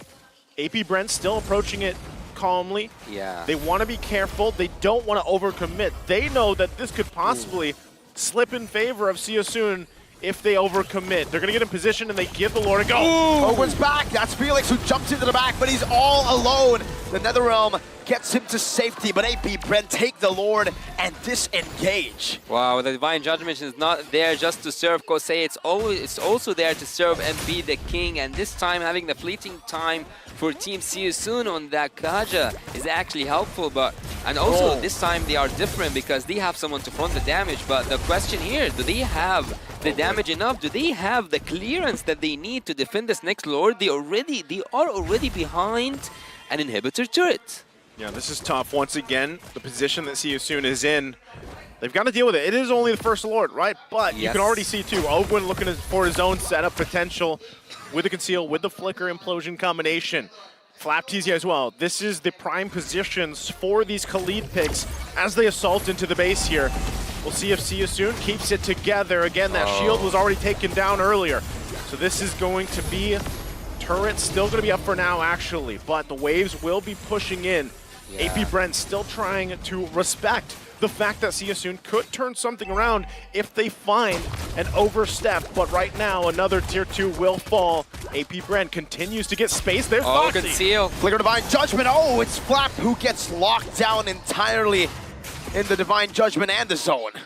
AB Bren at this point, they can cause chaos with these picks, but again and again, See You Soon, and especially Boxy the King finds his target with that Divine Judgment. Looking here at the items, both the marksman, there is a lead now. There is a lead, so 4 items to 3 for that Clot for Super Marco, and we all know that Super Marco is really good on the scaling heroes, and also if you looked a little bit on the Glimmer, you will find out that she might freeze out at some point and make an outplay.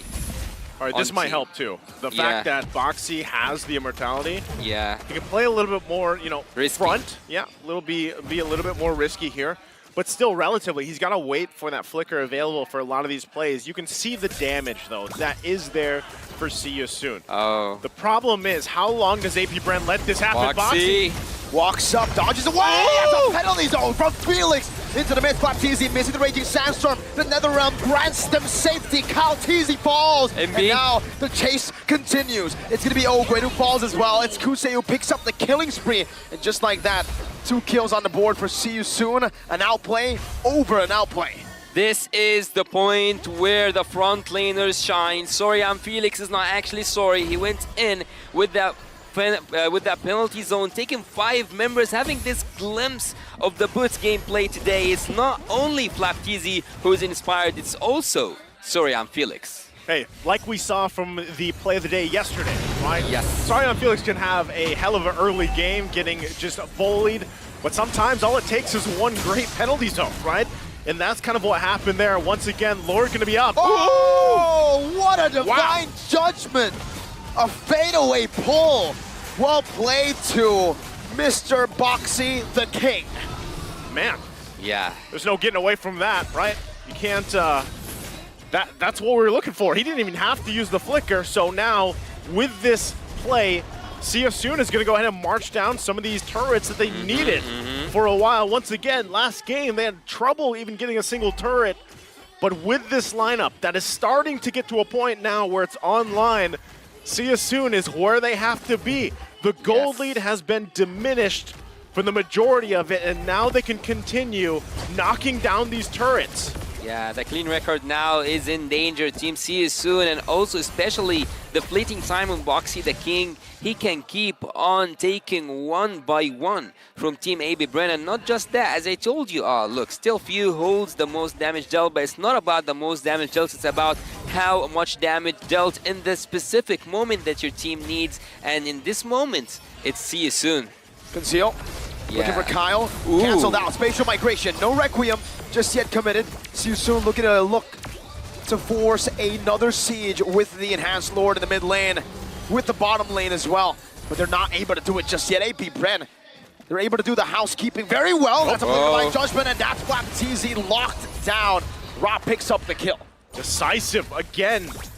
See You Soon has figured out how to layer it down. Boxy, though, going to take a couple shots, has the immortality, like I mentioned, so we'll be fine. But so far, they're holding it together here. Still eyes on this mid turret. Kyle. Spatial migration. Again, a penalty zone on the Super Marco, still able to dash out with the battle mirror image, and that, my friend, was a bit of an overextension. Ogwen looking to punish, walking them down. Ra walks through the walls, MP blinks through the wall, and See You Soon. We'll see AP Bren soon. That's what I said earlier on in the previous game. We just need one front laner, someone to take the hits, but not like that. Don't go super aggressive like that, but someone to take the kills, the damage, and Boxy the King can just grab whoever comes in his hand to trigger a crossbow of Tang, or even to make an opening for MP the King with his assassin heroes. So if we saw such draft in the previous game, things might have actually became this way also. The thing, you know, as we look at the items there, we see See You Soon now having this very minuscule lead. The one thing that we have to consider is AP Bren has done this before, Super Marco has done this before, and it's that split push, that backdoor possibility.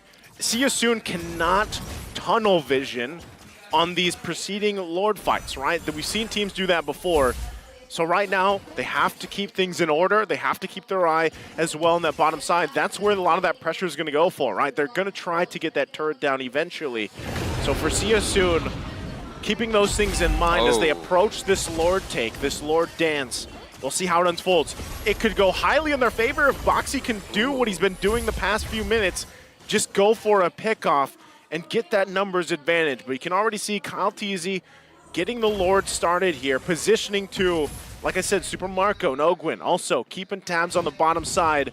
But See You Soon kind of has an idea what's going on, right? They want to be able to be in the position where they can get that pick off, and that's exactly why Boxy is crucial here as this all unfolds. Echo going to drop, 4 members being spotted out. We'll see how it all plays out here. Someone needs to face check. Penalty zone onto Kyle, trying to delay him from looking for a steal right now. It's not easy. Jumps in with the Raging Sandstorm, but look at the pullback from Boxy to set up for MP to find that red tree for free. Now it's Kusei against Kyle. The Requiem is ready. The snipe down from View to deny the crossbow of Tang. as AP Bren look to disengage, but Felix is walking past Ogwen. As an explosion on the 2. Super Marco coming down with a blazing duet, as that's going to be the shade all the way to bring them back. Boxy losing immortality, another spatial migration to knock him off. Boxy, 1 HP, a good purify. Right as the penalty zone gets dropped down, Ra picks up a mega kill as he dives deep. Oh, again, Super Marco was there on the bottom side, realized that the fight was not in favor of AP Brent, came back and was there a little bit too late, but so far, good answer once again from See You Soon. They still have the Lord going down the bottom side. They held on to their base turret. And right now, See You Soon in the driver's seat of this game. AP Bren, though, how do they deal with this? They got a couple of the immortalities out. But right now, See You Soon charging up into the base of AP Bren. It's gonna be so hard if there's a penalty zone. But what's this damage on Super Marco? What's the damage on Felix? MP getting sniped down, poked down. Kusei now respawning, coming down. That's a penalty zone. The lockbox is here, blazing to the back line, and a battle mirror image to the front. The base is wide open though. They're targeting it. AP Bren will not be able to defend. Just barely one last shot was all they needed. Equalizer from See You Soon in game number 2. What a game from See You Soon from Cambodia, able to even out the series and give AP Brent a loss here in this series. We're in for a great one ahead of us, Yasu. That was a perfect gameplay from Team See You Soon, and this was the taste of defeat for the Filipino champions Team AB Bren. This is the first time they lose since the beginning of the series, and also I would say that was a really good draft coming from the side of Team See You Soon. Well executed.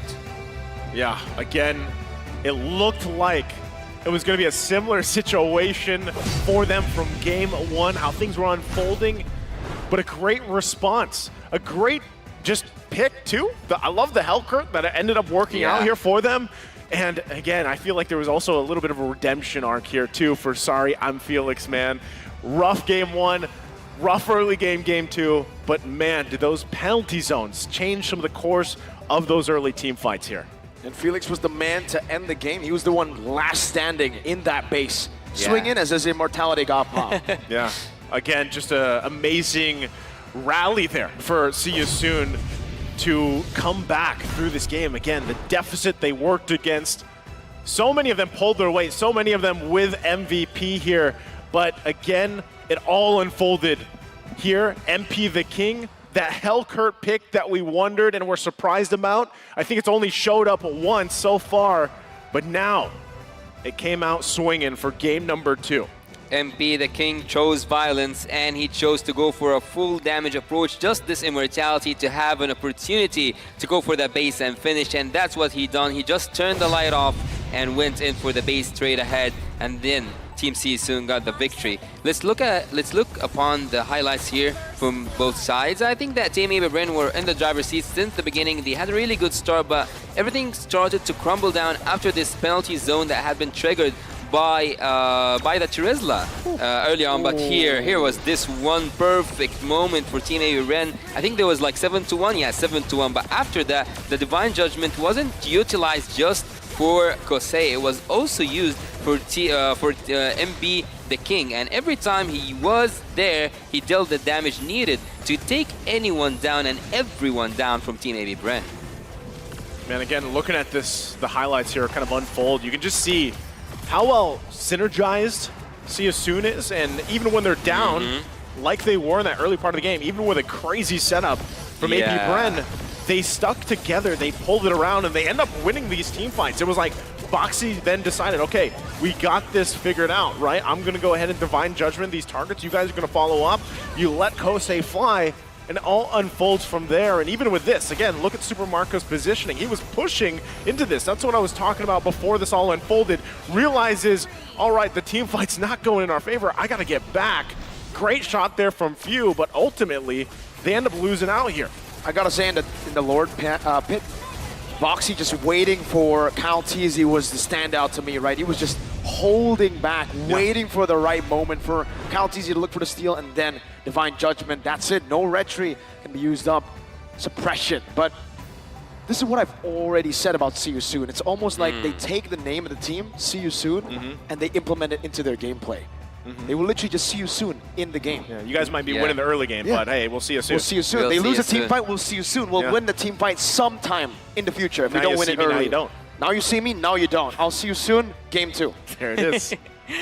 And also at some point, Team See You Soon, and especially Kosei, was holding on to that crossbow of Tang that at some point cost him his life. He was there as a sniper, taking every member down and even like actually opening the map for his team. At some points, he was just revealing 5 members with just one ultimate. But look here at AB Bren. Super Marco, even though he was trying to go for a split push approach and he was also trying to go for a full damage approach, he actually didn't die until Perfect the end. game. 5-0-5. Perfect game for Super Marco. As we have said, he have been using that Claude and taking the best out of him. So 5-0-5 in the losing side, I don't know, that actually hurts. Ridiculous. Yeah, it's tough because again, when you look at it, he's 5-0-5, but he had a lot of the, in a way, it was kind of a hesitation because you don't want to just go ahead and enter and then get, dealt with really quickly. Again, the burst, you saw all the pickoff potential, they were gone in a second or two, right? The burst potential from this lineup from See You Soon was very deadly. So Super Marco, at one point when things kind of unfolded, he was like, all right, I might just have to split push. Go for that split push win. This is also why Claude, for example, as a hero, works out really well for a lot of teams because it's very similar in a way where if you can't be there for some of these team fights, for some of those amazing setups with the blazing duets and pump out the damage, then you can still push those and put those the pressure on the side lanes. Yeah, and actually what I liked about Boxy the King here in this game particularly is that he accepted, I wouldn't say the gifts because he was doing his work. He was going in and taking whomever he finds. It's not only always about taking the damage dealers. He wasn't focusing on the mage. Neither he was focusing on Super Marco. But yet, he was able to crack this formation open just by taking the front laners, just by taking those who can actually take damage from the side of Team AB Bren and then bring them as a gift. For his team, it was just about time for MP the King to deal his damage with the stacks and also for Kosei to follow up. So this formation here from Team See You Soon, this is a draft that you can actually salute the coach here. And from the other side, also AB Bren, as I told you, and I admired the draft from their side because they have a lot of airy crowd control heroes, but yet the execution for the draft was better by the side of Team See You Soon. Yeah, I gotta respect and I love the fact of what Cat God did here, aside from, how this was executed, right? It was it threw some of us off as well. We weren't exactly expecting the Hellcurt pickup. When you think of Hellcurt, you kind of throw it back to maybe Team Flash, right? You think about that even with the Amon pick, but this time, it was See You Soon that pulled out the Hellcurt. They made it work too. Yeah, it struggled a little bit, right, here and there, but ultimately, Boxy the King helped set things up. MP the King was able to shine, and the rest of the team, Kosei, once again. So wondering if they can actually replicate this, right, as they get ready for Game 3. So a lot kind of falling into the puzzle here for See You Soon. Now, how will AP Bren adjust? That's the question, right? Now, before we talk about Game 3 even further, we are going to be throwing it over to Mara out there on the stage or with the crowd. Let's see what they have to say out there with the fans. Possible. All right, everybody, let me hear it from you. Bren Lang.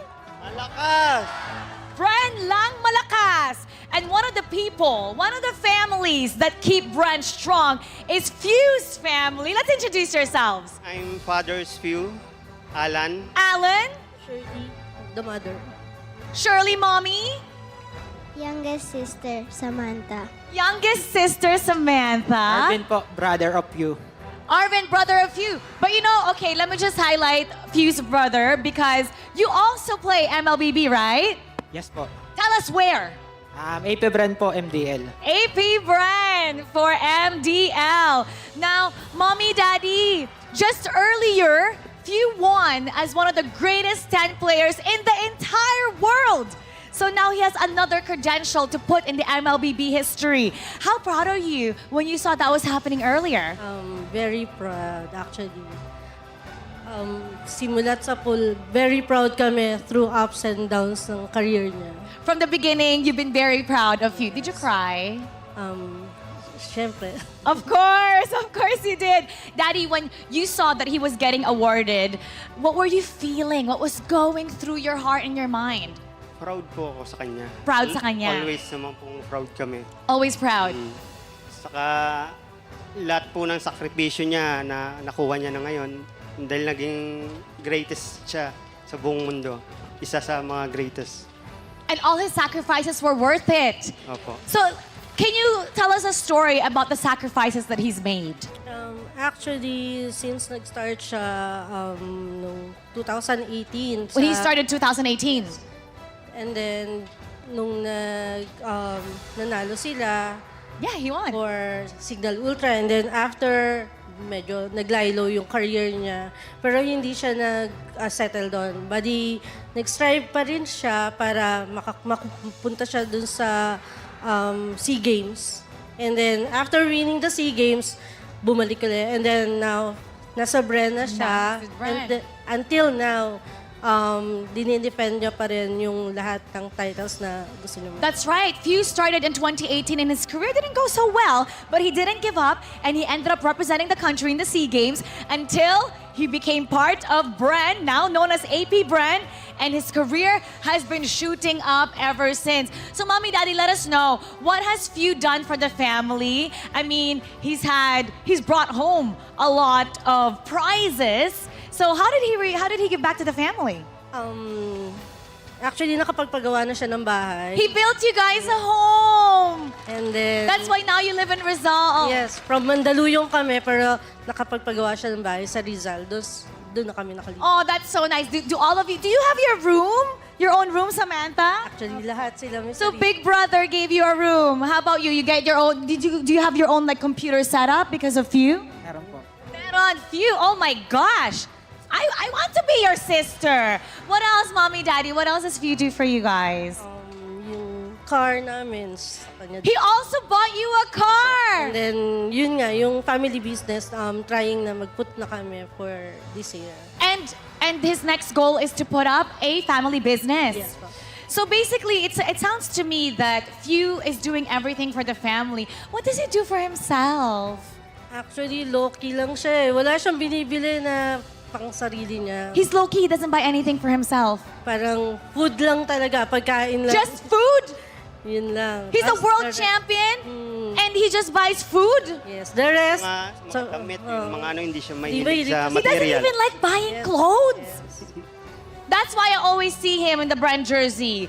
That's why I just see him in Bren outfit. What are your wishes for Few? You know, right now he's watching you. Actually, Samantha, can you give Kuya a message? Because Kuya is watching you right now. He needs to hear from you para magkaroon siya ng kumpiyansa so his confidence will go up. What do you want to say to Kuya? Go. I love you. You can say anything. You can say anything. Good luck. Good luck. Ikaw naman bilang pro player, ano yung gusto mo, alam mo na gustong pakinggan bago sumabak sa napaka-importanting laro? What do you think Few needs to hear before he gets into this fight that's so intense? Kuya, galingan mo po kahit anong mangyari. Makukuha mo rin po yung M5. Yes. He's saying, Kuya, big brother, do a great job. You will get this M5. Mommy, Daddy, is there something that you want to say to Few? Kahit anong mangyari, susuportahan ka namin. And alam namin na kukunin mo yung M5 na to. Alam namin na kayang-kaya mo yan at ano man mangyari, nandito pa rin kami para sa'yo. Kahit anong mangyari. Regardless what happens, they're supporting you. They'll be here for you. Thank you so much. It's so great to see the support of the family. And maybe if AP Bren wins the entire thing, you know, we can take Few shopping so he can get more clothes. So it's not just the AP Bren jersey that he'll be wearing. So let's see how AP Bren does. We're gonna go back to our casters. Paso.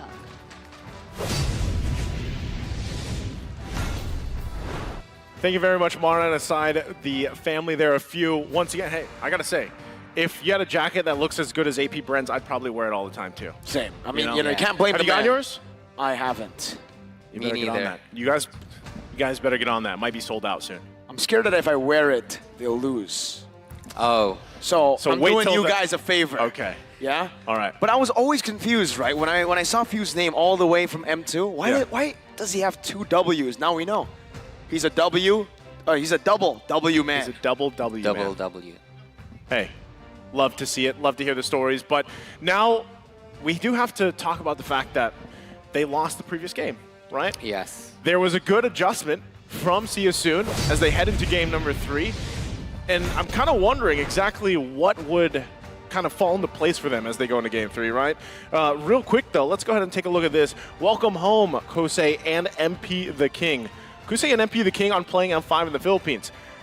See You Soon's MP the King says home court advantage, and I feel excited and happy. That's about the amount of words I expected, right? So They're a man of few words. man, a few words. They're simple but deadly. Hey, man, I don't know. After hearing all the interviews and stuff from, Kid Bomba, this is, you kind of forget, right? But, You kind of forget, the norm is, I feel excited and happy. Yeah. hey, it works, works, right? it Once works. again, these guys had to, if you're talking about going and playing in a different region, a different country, at this point, it's not a new narrative anymore. It's been happening now for a while, and that comes with its own challenges and exciting things. Being in a new region, being amongst new culture and everything else. But I would say that their impact for this team, for the region, even if you will, is very apparent, right? Even in the play style that they like to bring here, and it brings their own flavor as well. When you're always comparing the regions for MLBB Esports, they're very distinctive in their play styles, and that's what I like. What we saw from Game 2, that distinctive flavor of See You Soon, and how they were very dominant back even in their group stage matches. It showed here in that series.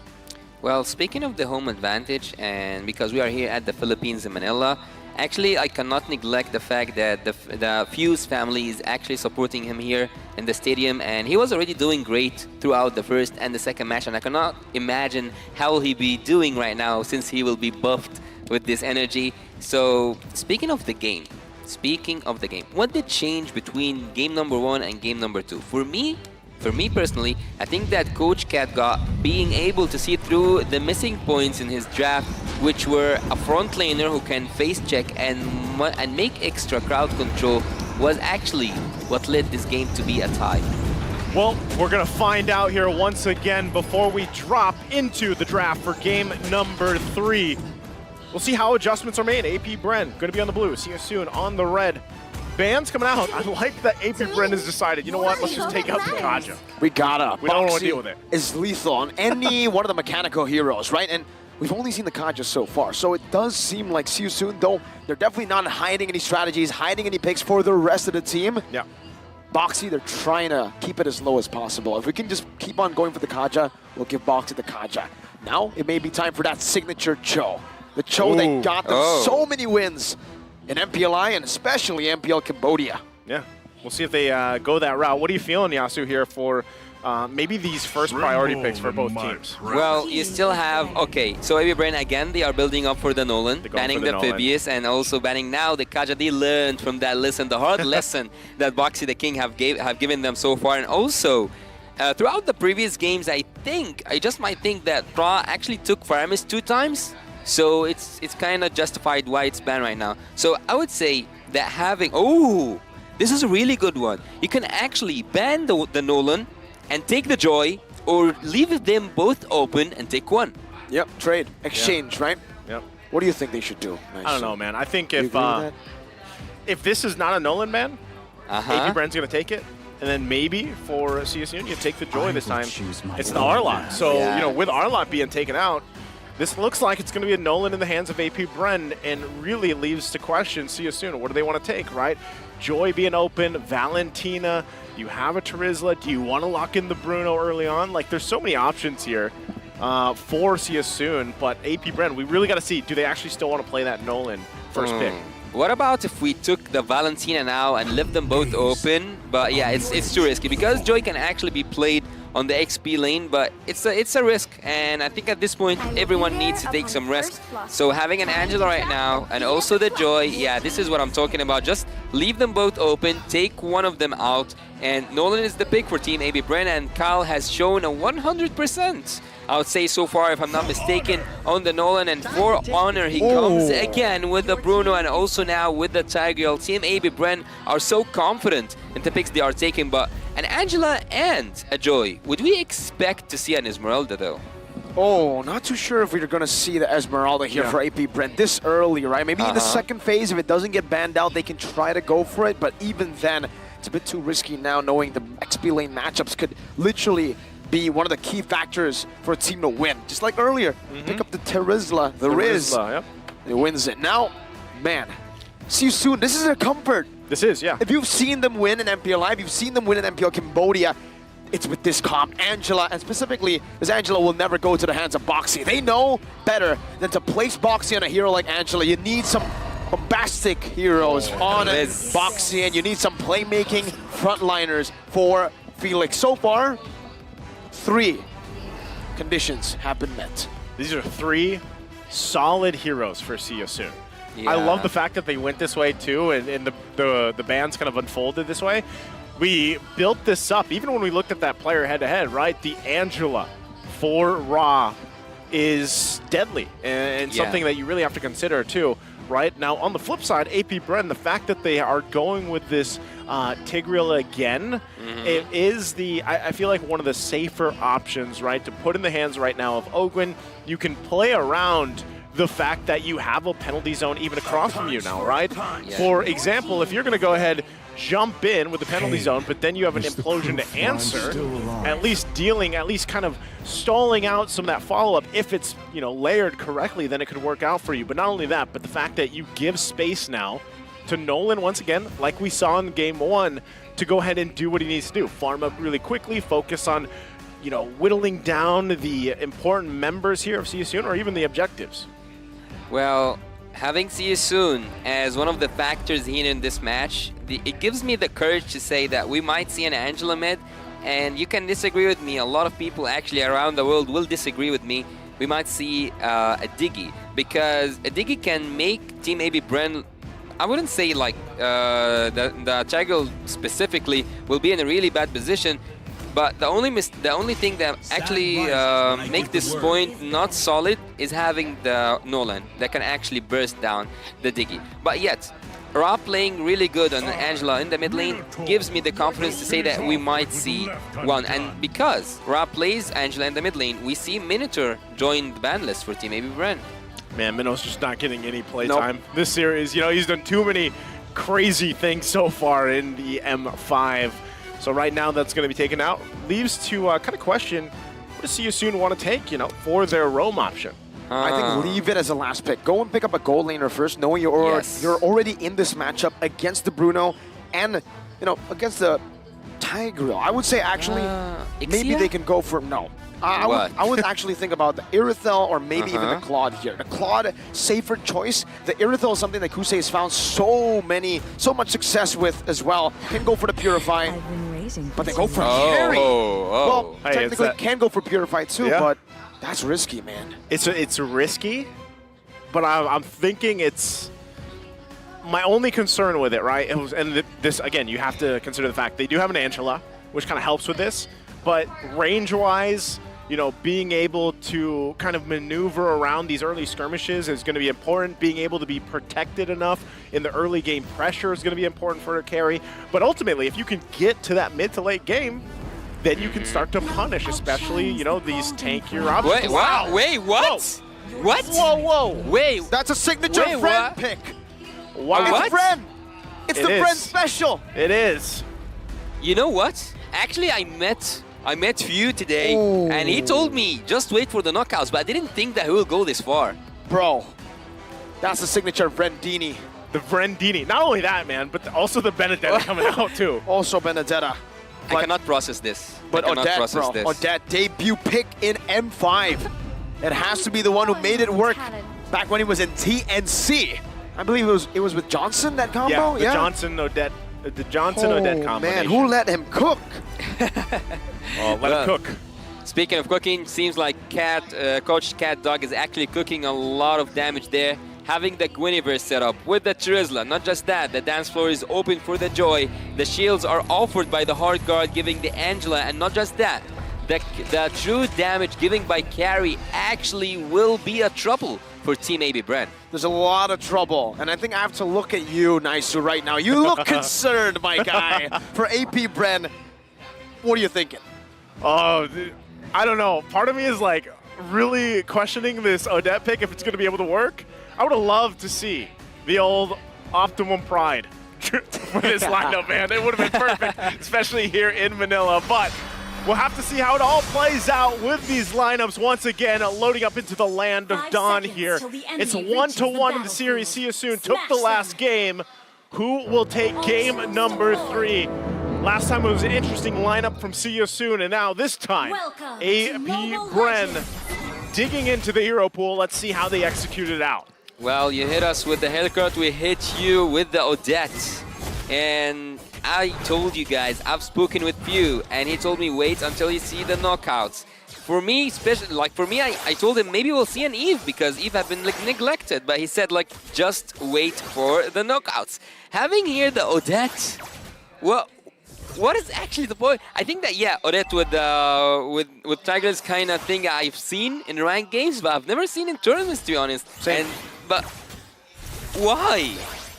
Why?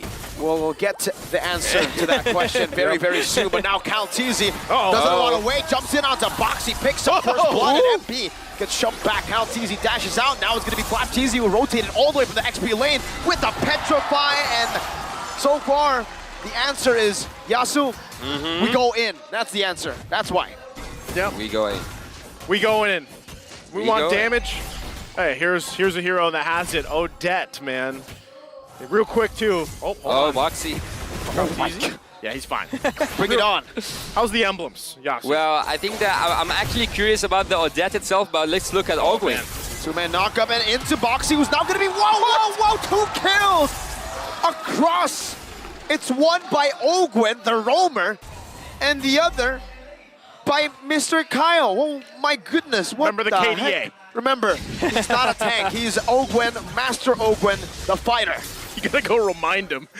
Hey, you're a roamer, remember. 8.8 KDA is what Ogwen has. So as he locks in that kill, this is already a 4-0 lead, 2K ahead for AP Bren. Once again with a very interesting lineup for this game, and that's going to be the first objective going in the hands of AP Bren as well. Well, Few being one of the top 10 greatest players of all time for the M Series, having this surprise here is actually shocking for me. I cannot analyze it, but I've seen the approach he's going with the emblems. He can deal a lot of damage when it comes to his ultimate, but yet here comes something. You just build up a Radiant armor, and then you don't have a damage output coming from the Odette. But yet, he's building the Genius Wand at the beginning, so he will deal a lot of damage. Implosion into the fracture. Not even the hard guard can save you from that damage, bro. Dude, it's just a crazy kind of unseeing it unfold. Ooh! Flap knocked up again, and now Boxy takes him out. That's See You Soon, finally on the board. Once again, as I was going to say, you know, the fact that you have a heart guard for See You Soon, I guess the answer for AP Bren was just all of the damage. I like to say the big damn, right? That's what they went with here. Ogwen with the implosion into an electro final blow alongside having an Odette hold. Wow. And that was fast. I forgot to mention Kyle Teasy as well. Hit and run, and now Swan Song! Kusei doesn't like songs, especially not that one. Woo. Oh my god, that at some point that's actually funny because I've told you, you can build up the Radiant armor to prevent fuse damage, but will you be able to build it though? I think that time was flying by. Yeah, with a 4,000 gold lead in the third minute, that Radiant armor is still a far idea. That's hard. Not only that, but even just looking at the gold lane, as we were talking about that carry pick here, Yasu, look at the disparity so far in the gold. Yeah, we can actually see that the Husk lost. Oh, that's a really bad place. That's a Requiem, but there's no follow-up. Even though the turret was there, Ra is an Angela. You can't expect him to deal damage to Ogwen or burst him down. So we were speaking about the Haskell, but every time I speak about the Haskell, he always jumps in.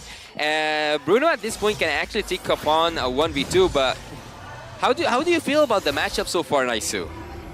Oh man, you know, when I look at it unfolding here, the fact that you have this kind of lead for AP Bren with the lineup they have, it's just so much CC and damage potential. I mean, the fact that you first picked the Nolan too, right? It's tough to deal with here.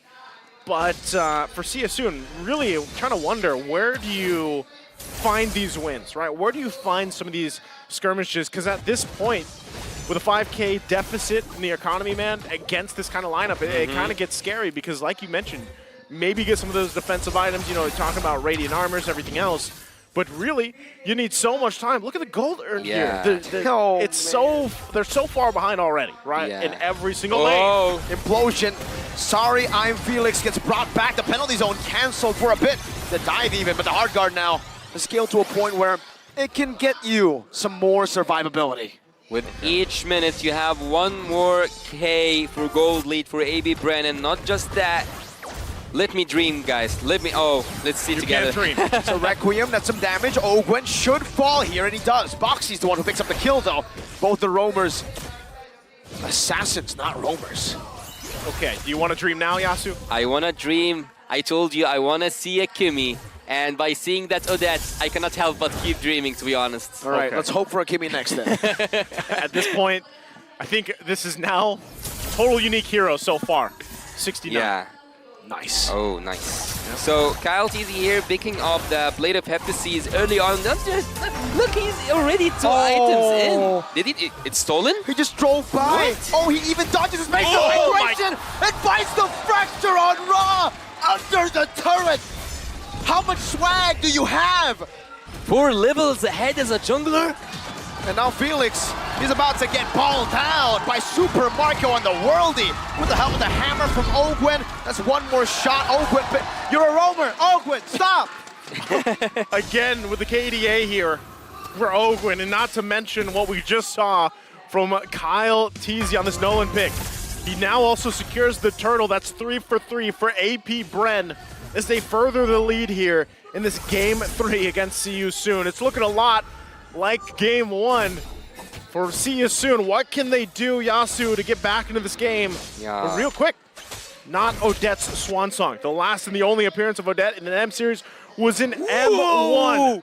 Well, until now. M1? So That's like how many years ago? 3 years ago or something? 4, right? What? 4. Yeah, right? 4. Should be 4. 2019, right? 2019. 2019. 4 years ago. So technically, I think the last time we saw Kimmy was also, I'm not too sure if it's M1 or M2, but Don't let me dream. it's a while ago. So we will try to let you dream, because so far, whoever has been dreaming about Odette showing up in M5, he's got it, man. Hey, all Odette mains are happy now, right? It's shown up. It's now viable in your games. It shows up once, it's there. So with that, again, lead massive here for AP Bren. They're going to put the pressure on this purple buff for Siasoon. Conceal.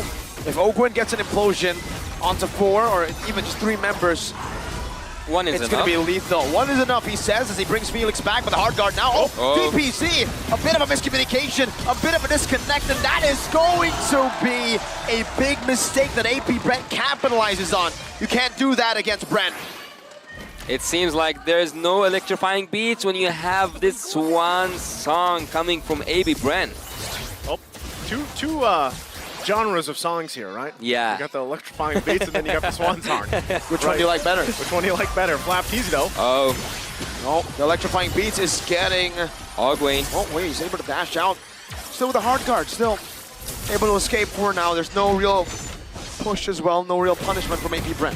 Okay, they get those resources out though, leading into this first Lord, so that is an advantage once again, despite the 10K gold lead, AP Bren. What more are they going to be looking for, right? This is going to be quick work. Look at that. The Lord just taken out in an instant. And so AP Bren, they'll get ready for this march towards Siasoon's base. You're wondering, Siasoon, are they prepped up for this defense here, Look at Yasu? the gold difference. It's even more than the clock. They've beaten the clock. They have beaten the clock. Yeah, So it's a massive lead. I haven't seen that in my life, to be honest, so far. Wait, really? Nah, just like 8 minutes, 8 and 10K gold lead. I haven't seen that. Wow. Have you guys seen that? Yeah, plenty of times. And Plenty of MPLID. times? Yeah. Wow. Well, you guys are the experts. I'm just new here. So I would actually say that when I've seen few, I think that this is also the point where See You Soon we're focusing on just how can we deal with the audit? Will we get a Radiant Armor? What else? But they forgot somehow that they have Kyle Teasy to work with.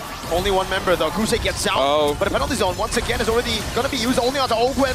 Boxing in the midst of it. Oh, Swan Song from Few! Zones them all away. The fracture as well. Felix takes it up. What a Chad. How did he survive that?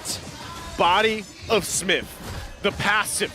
That's how he was able to survive that. But not only that, See You Soon, the fighting spirit still for them, able to witness that setup and get out with their lives. Could be the starting steps towards turning things around. Yes, it's massive. It's 11,000 gold. But if they can still somehow extend the game, maybe 8 minutes, we might be able to see them actually go toe-to-toe with some of these initiations, because already looking at these items, the disparities there, Yasu.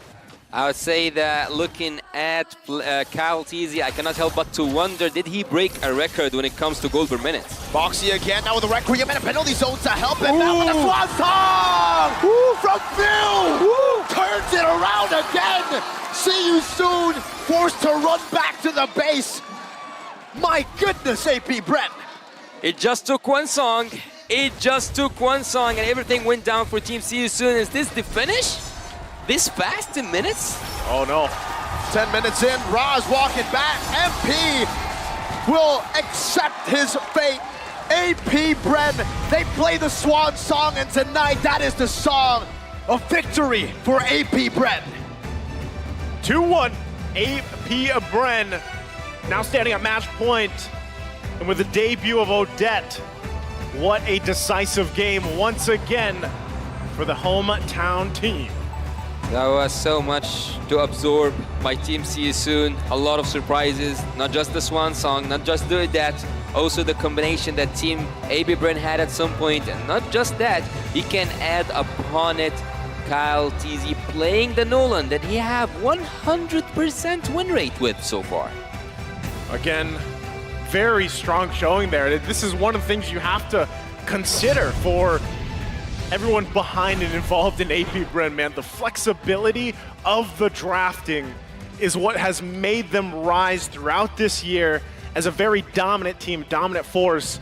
Amazing things from Coach Ducky, Coach Bren as well. You talked about it, that Odette pick, man. Solid performance there. Audit. Shocked. Yes, he is shocked. He cannot speak. He's speaking, but no words are coming out. Look at him. Look at him. That's the same. That's actually the same case for See You Soon. They were, yeah. Totally understood. Yes. Yeah, his mic's not muted, don't worry. But let's take a look at the MVP here.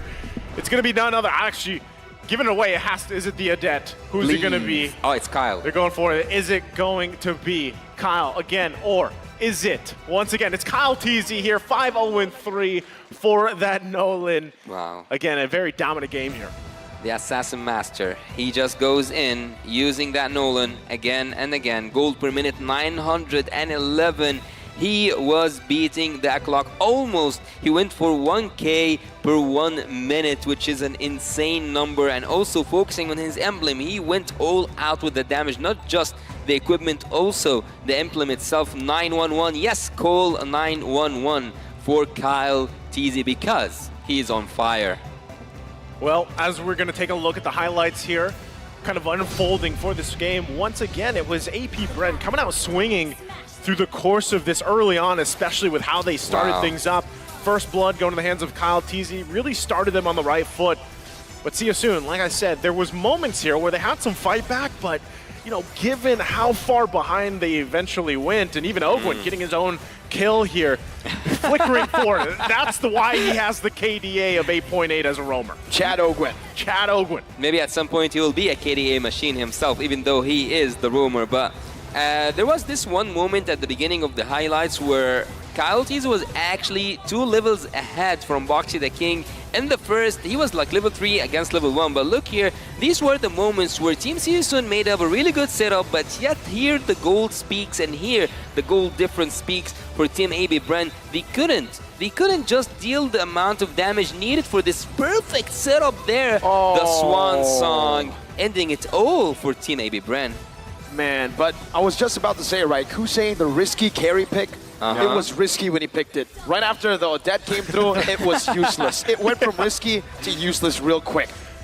What are you even supposed to do when you're up? Because he went for Purify, right? Yeah. You can't even flicker out. You just got to accept the Swan Song play. gotta You dance, hate the man. music, but dance. You just gotta dance, right? And it's tough because even before that pick was locked in, as we take a look at the breakdown here, Wow. we said, hey, Carrie, her range is one of the weak points of this hero, right? But Yeah. so the fact is, And Brent said yes. and Brent said yes. Let's just take the Odette, make it work, and make it to the point where you even just close in that possibility for Kosei here.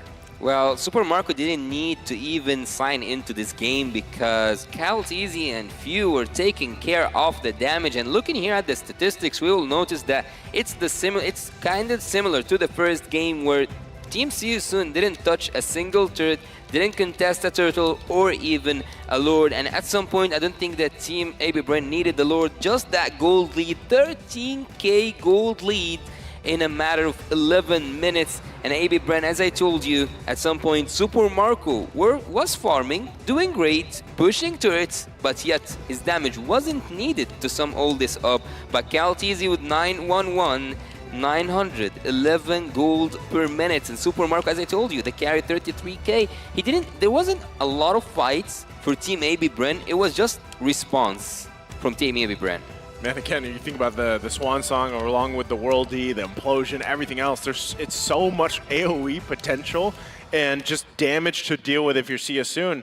And that's why, again, when you look at it, they really weren't able to get any turrets down or really work against this lineup with what they had. Now, you know, the fact that we talked about this, even some of these comfort hero picks for See Soon, it begs the question, like, how did this happen, right? You're not expecting the Odette pick, let's be honest, right? This is a pick, it's a debut for a reason, but it works so well against the game plan for See Soon here.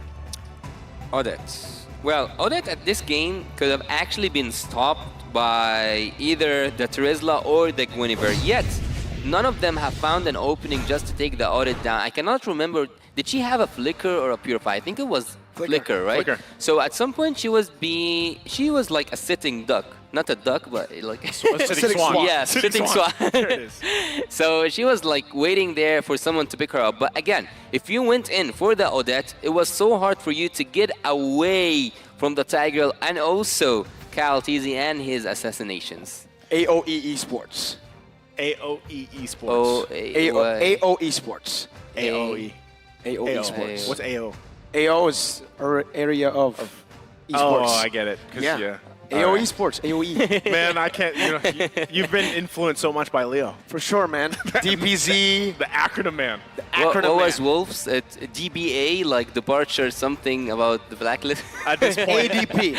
Anti-Disaster Yes, Protocol. and Yeah. Hey, sometimes, if you listen to the English broadcast enough, you're going to learn all these acronyms yourself, right? Yeah. Of course, once again, as we get prepped up for the next game here, it's match point for AP Bren.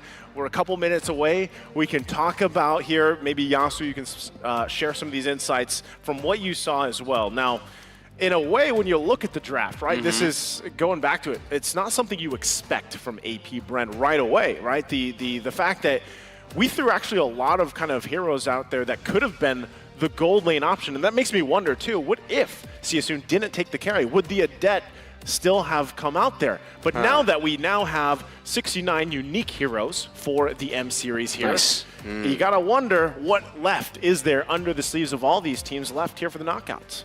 Kimmy, this is what's left. He's dreaming. Hey, after this, you can't count anything out. And she For sure. Maybe later. And Odette was picked at the M1, and you guys said that the last time you saw Kimmy shine was the M1. Actually, thanks to chat, I know it's not M1. It's not. It's Okay. M3, it was Wise. Kimmy, Okay. Oh, yeah. in the jungle. Well, that still seems like it was a while away. It was. M3 was 2 years ago. So yes, it was a while away. So how would the Kimmy, what scenario would be good for Kimmy? Well, I am a mini Kim, a mini, Kimmy main? a Kimmy Kimmy main main? at some point in my life. She's actually quite vulnerable because the assassins took their time to just be there in the meta, so it's so hard for Kimmy to be in the game. I would say that she can work No, I'm not gonna lie to myself. She cannot work. I thought you were dreaming, Yasu. I like that. I like that. You started out as I'm gonna dream. It's a How do you dream shut down until your you dream? think about it. Every single time, right? It's a dream until you think about You it. have to believe in your dreams. I can Sometimes. now, man. I can now. Filter it, right? Yeah. Sometimes dreams are achievable, but sometimes you take the real route.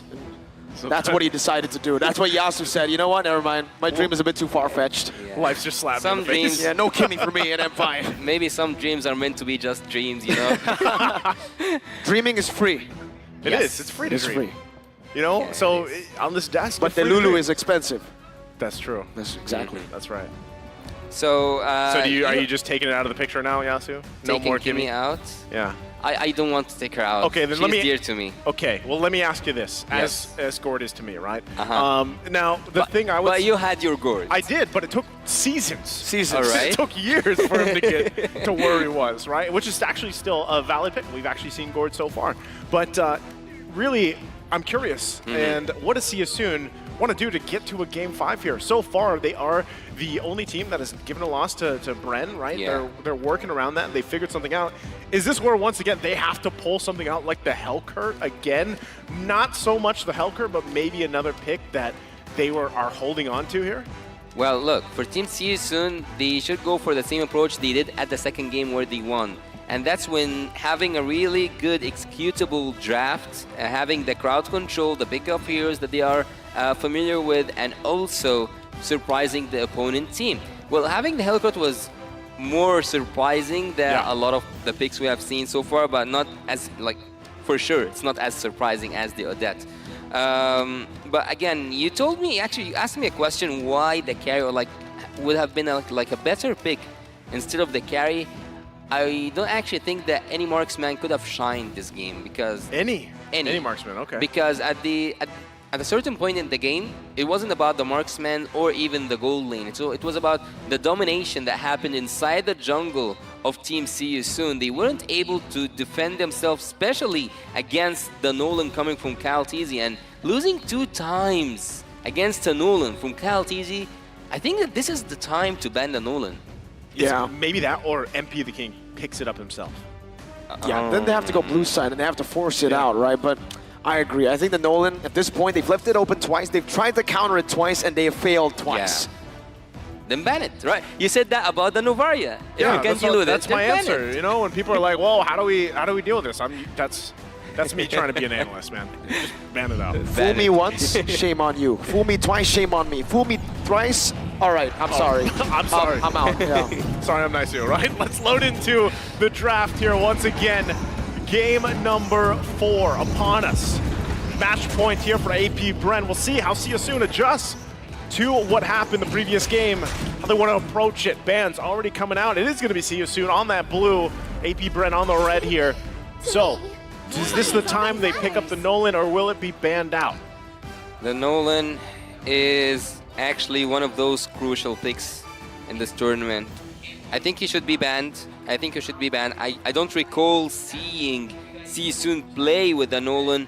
Actually they played the Nolan against Team BTR and they have won. So maybe MP the King can actually pull off the Nolan here if they ban the Privy, since they started to clear the road as Team AB Bren were doing throughout the drafts before. If they want a Nolan, they have to make him have the best way, or like a smooth way to be executed. Clear the road for him, right? Yes, clear the road.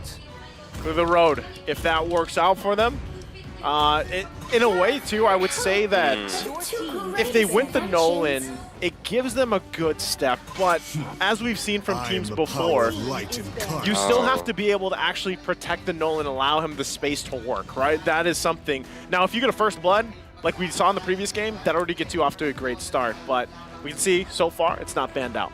Well, you can now play the same game that AB Bren played the previous game, and that leave the Joy and Nolan open if Team Siasoon actually gives you the opportunity. And not just that, Vivius is still out there for the take. So you have the mobility heroes, the really good mobility heroes in the jungle, and oh yeah, now they banned the Nolan, so by nature, I think that we will see a Joy being banned. I thought you were saying bye, like goodbye. Yeah. Yeah. I felt bad when he got banned. Things have been... things could have been more interesting if he was there. Well, I think, again, For me, at least. the plan here from AP Brent was like, all right, go ahead and pick the Nolan. But we'll have the Phobius. Exactly, right? Mhm, yeah. They kind of already forced the Nolan to be banned by themselves here because it's clear that they do not want to pick it up. They banned the Angela, not the Phobius. And now for AP Brent, there's only one ban left that we've seen throughout the series. It's always been banned. If the Nolan gets banned, it's the Joy. The Joy, yeah. Right? Will AP Brent let MP the King play the Joy now without the presence of Nolan in their draft? They might do it. They might be like, no, never mind. They'll take, no. There it is. No. Bye. Yeah. Bye. Told Nature. Bye. you. Told you. No more mobility heroes. No more mobility heroes. Even though AB Brain could have given See You Soon the Joy and then take the Phobius for themselves, but now we will go for a classic draft, I would say. Yep. Guinevere, you'll now think of, oh, will we take the Farmis, maybe the Bruno, or the Valentina? So, or maybe we'll see another. I don't know at this point. I think at this point, Maybe. yeah.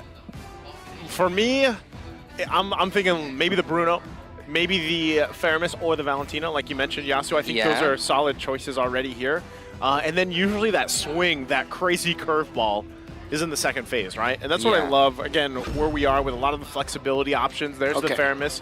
That's going to be locked in here. And we'll see if they actually opt for the Bruno. Oh, Arlot. So pick that up, and now they're trying to cover their bases already. Is this the Valentina, though, from See You Soon to kind of counter play into this Faramis? Deep inside, this inner child in me says, please, Kimmy. Please, Please, Kimmy. Kimmy. Please. I thought we were giving up on our I'm- dreams, yeah. Yasu. No, like We're going back to it. cannot- We're going back to the dreams. Because whenever I see Fu's name right now, I think that he can grant me that wish. After picking the Odette, why not even like go with the Johnson? Like make it all fun. I think now it's a bit Yeah. impossible. They have a Faramis already. Nah. Realistically, I think for See You Soon, I think it has to be the Bruno, right? Kusei has found so much success whenever he has gotten his hands on the Bruno, and MPLI as well, and then MPL Cambodia. And they go for it. Why not the Valentina now? Because he's not sorry. Why not the He's- Valentina now? For team See You Soon. Are your gears grinding, Yasu? This is what we like to say to our dear friend Midnight. His What is gears that? sometimes grind. So know- you get frustrated, and you're like, Uh-huh. oh no! Just how yes. you reacted. Get mad. Just how you reacted right now to the Dairoth pick. Yeah, your you were gears are grinding. slamming a table. I wanted to see the Valentina. You have a Final Slash, you have another Realm, you have other picks to be used for you. Why Oh. not use the Valentina now? Why, Okay, why well- even the Duroth again? Yasu, make sense of this for us. Why the Dairoth? I know Okay. you don't agree with it so much, but why the Dairoth and not the Valentina? Maybe, just maybe, because I don't know what's going inside the cat dog's mind right now, but maybe he's preventing Team AB Brent from taking tanky heroes so that they go for, I would say, a swift approach, just a fast approach, and they don't go for these stationary heroes like the Minotaur maybe at some point. But we don't know actually, because Arlott is kind of a flex pick, so you can use him either in Rome or even XP. Again, I don't see the use of the Duroth. Let's see, maybe It's so early, right? it is pretty early. It's the same basically pick Yeah. order as game number 1 when they actually did pick up the Dairoth, but this time they have the Bruno, so it makes more sense. They have proper damage, instant damage instead of the Alright. quad from game number 1. But the Brody, let's talk about the Brody. Uh-huh. Even though we've seen Brody as quite a hot pick in M5, his he's- win rate. he's been horrible His win win rate rate. wise, abysmal win rate. Oh, say goodbye to the Helker. All right, that's interesting that they decided to ban that out, but hey, they're covering their bases. command? We're gonna go Oh. with that. There's a good response too, because one, we yeah. know, Kyle TZ loves that Fanny if he gets his hands on it. So right now, the Brody, it is kind of a head scratcher, right? For the most part, it's picked up so much, but the win rate just isn't there, right? And going against the Bruno, in this way, it's like, all right, well, at least you want to play with some distance. You have a Guinevere across from you. Dairoth is going to try his best to flicker and get the, the penetration and the Bism strike and everything else off. So Brody is just one of those heroes, I feel like it's either that or the clip, really. Like, you're trying to work with some space, some distance, obviously, to just get those marks off, get the torn apart memories from a distance and safety, while having that Nether Realm and even the peel potential from a Final Slash. So it could just end up being one of the safer options for AP Bren right now? Well, for Team CU soon, I would say that they are doing the same mistake as the first draft in this series, which not having the suitable crowd control or someone to get in and tank the damage. I wouldn't suggest having your jungler as your front laner, as the one to sacrifice, as the one to initiate a team fight. So I wouldn't suggest that Guinevere, although she can be used as a roam, but so far for me she is a jungler. So the Valentina not being banned by Team AB Bren, I think they are going for those heroes who will not have the mobility that they should, I would say, have, because the Jiroth already prevents you from being stationary, prevents you from having these tanky heroes. So, I don't know. Lilia? I would say a Valentina better. Yeah, I would say Valentina was a better ban here. Okay, well, they pick up the Akai now, and that's 3 big ultimates. So, overloading the Valentina might be why they actually banned out the Lilia instead of the Valentina. They want CSU to pick up the Valentina. They say, yeah, go ahead. Which ultimate are you going to take? The Final Slash?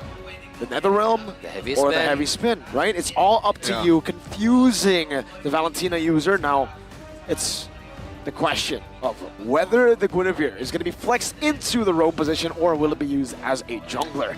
Because at this point, what does Moxie use? There's so much disengage. There's proper dive as well. Safest choice, Minotaur. Has to be, right? Oh, there it is. Good call. Novaria, Minotaur. Provide yourself with the vision, the setup potential as well. You got a lot of CC in favor for Siasoon, and then you match in with the Bruno, right? Eventually, it's very quickly scaling. Usually needs those 2 items to get going, and then from there, if everything is layered correctly as they need to, you whittle them down with the Novaria, you have the vision to provide that opportunity utilizing the Minoan Fury. You break down some of the armor, right, with the Dyroth, if they make it work this time, and then you can kind of follow up from there. Also very safe with the spatial migrations and then everything else. It could all fall into place. My biggest concern is across from them. The lineup so far from AP Bren, Netherrealm alone, helps kind of negate a lot of that early pressure setup. And then you talk about Paquito once again. Mr. MVP Cannon. performance from earlier. Mr. Cannon picks up that Paquito. The gloves are going to be loaded again. FDP.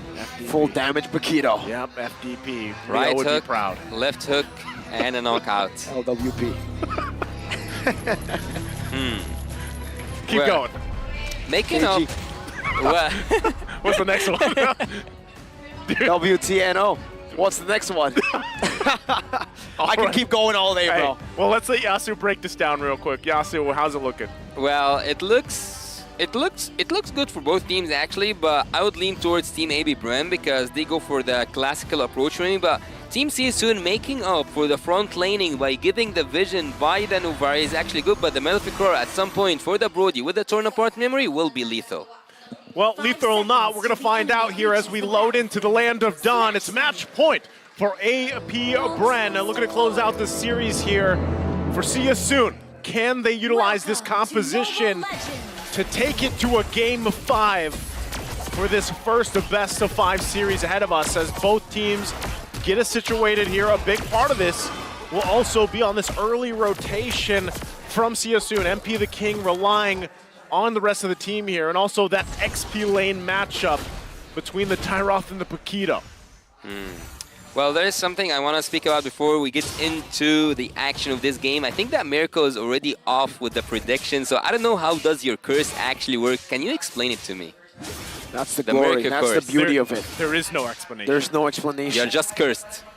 Yes. It's either cursed or blessed. Like, It's a passive technique. You know, you never know when the cooldown is on or off. Yeah. Felix knows when the cooldown is on or off, though. He just jumps in, zones Ogwen away, does a lot of damage, and even in the lane. See, wow, all right. Kusei loves Master Assassin. He's a laner by heart. Look at that. Every single game, Master Assassin so far. He wants to win his lane, and this is actually a really good thing. But looking here at the emblems, I would say that the Novaria is also going for a really good damage approach. And for Team See You Soon, the Jiroth actually makes more sense now after adding some heroes who can be a little bit tanky. But it's gonna be so hard for you to engage and disengage with the Jiroth once again. okay, so a lot of this early poking back and forth so far, but with the lineups here, you're not really expecting anyone to go down just yet, right? A lot of these need that level 4 ability to set things up. to turn the tide in some of these early skirmishes. So Turtle just about up, but look at the focus already on the bottom side too. Trying to put some pressure there, but Ra gonna be there to back him up. Oh. Uh-oh. Ogwen getting some good damage in with a vengeance. MP the King has been chunked quite low, but so has Flapteezy. The bottom side, wait! First blood with a Requiem Few. This might be a double kill. Shadow Stampede, bring it back. One more Ghost Bursters. Might be able to do it. MP still surviving. Another knock-up as MP pops the regen. And Kalteezy secures the Turtle, bringing Felix back, trying to pin him down. But Felix is able to maneuver just as good. Who's it worth for? Turtle and kill. I would say the Turtle at this point because the kill wouldn't make up for the shield given to your gold lane, and also wouldn't give up for the amount of gold distributed equally to your teammates generally. So I would take a Turtle over a kill, even though See Soon are in the lead, but bringing this. Oh, what? What? Oh, what what? the heck just happened there? Rah! Wow. That's literally what Ross said while he shot him down. Rah. Yeah, that's how he says it. Also, run with the ball. Bruno and Brody faced 20 times in M5 so far, and Bruno has won 16, 80% of the games. That is the matchup. Oh. Flap. Getting caught. Abysm Strike not used with the Flicker this time. Still on cooldown, but 80% is a big number. Oh, another Astral Sphere from downtown from Ra. If he gets a sniper off every time this whole game, you got to do it. Just got to do Ra, Ra, Ra. Well, Ra right now is giving a hard time for Team AB Bren to recall or like to even have some time to breathe. But look here at the spells, because this is the most thing that actually catches my eyes all the time.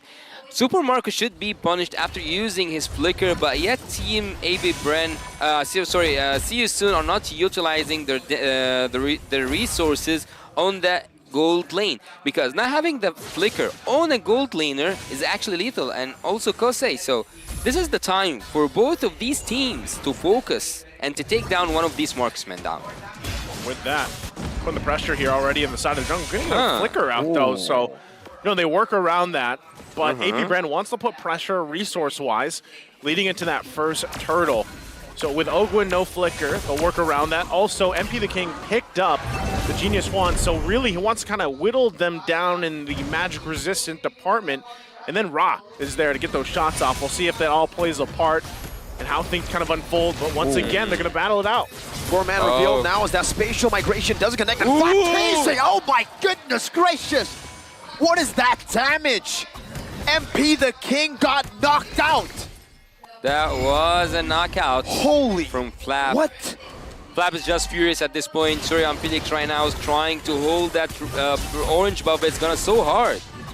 Boxy's coming down right now with the help of the Abysm Strike. The final slash displaces them for a bit. AP Bren looking for the orange buff. Kalteezy retrieves it and gets out with the head. But Ogwen jumping with the Vengeance View. Ghost Bursters, healing coming down. Boxy still able to heal for a bit, but Flapteezy, Mr. Cannon, he has the cannons in those hands. Yeah, and you can't, it's gonna look like it did back in what, game 2 it was? What, game 3? Game 1? Whichever it was, but when Flapteezy gets these kills, gets these leads, it gets deadly here. The aggression that comes through is gonna be a problem. And Few got that one. MP the King actually missed out and now gets knocked out again. It's 3 kills on the cannon. Someone stop Flapteezy. Someone stop this guy.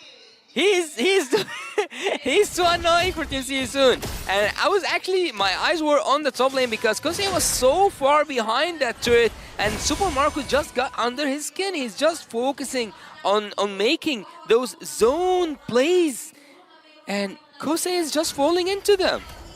Well, as we see things unfold here, Yasu, take us through the items. Anything sticking out with this nearly 2K gold lead for AB Bren?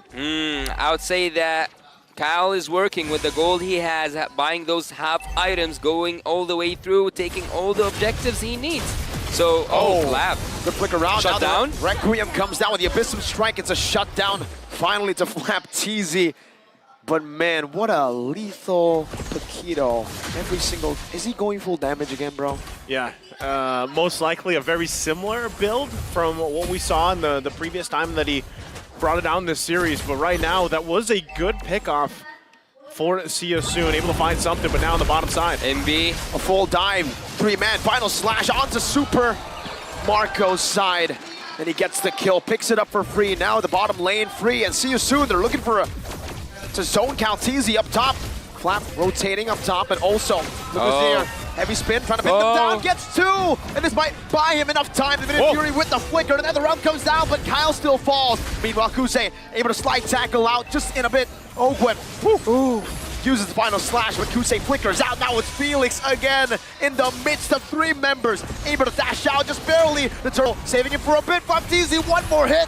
Left, right, good night. Boxy the King is next. The Tornapart memory takes him out. It's a Requiem, this time on the flap, and a snipe down from Ra. Good response. Once again, the back and forth. But see you soon, still showing life here. Turtle still not going to be committed on, but AP Bren finding some kills as well. Real quick, how's the items? The items right now with the Milpicor, as I told you, he's going to be a nightmare for them with this torn apart memory. Super Marco just showed up after taking 2 turrets for Team AB Bren. He finished his duty on top lane. He just said, like, why not go for bot lane? He also got the bot lane, came back for the torn apart memory. Their own Boxy the King getting a KO upon him. And not just that, Flapteasy actually got 2 items in just 8 minutes with the Paquito on the XP lane. Like, regularly we don't see the XP laners shine that much with the damage, but yet he have 2 items of pure damage so far. Oh no, Felix. He's sorry, don't do it to him.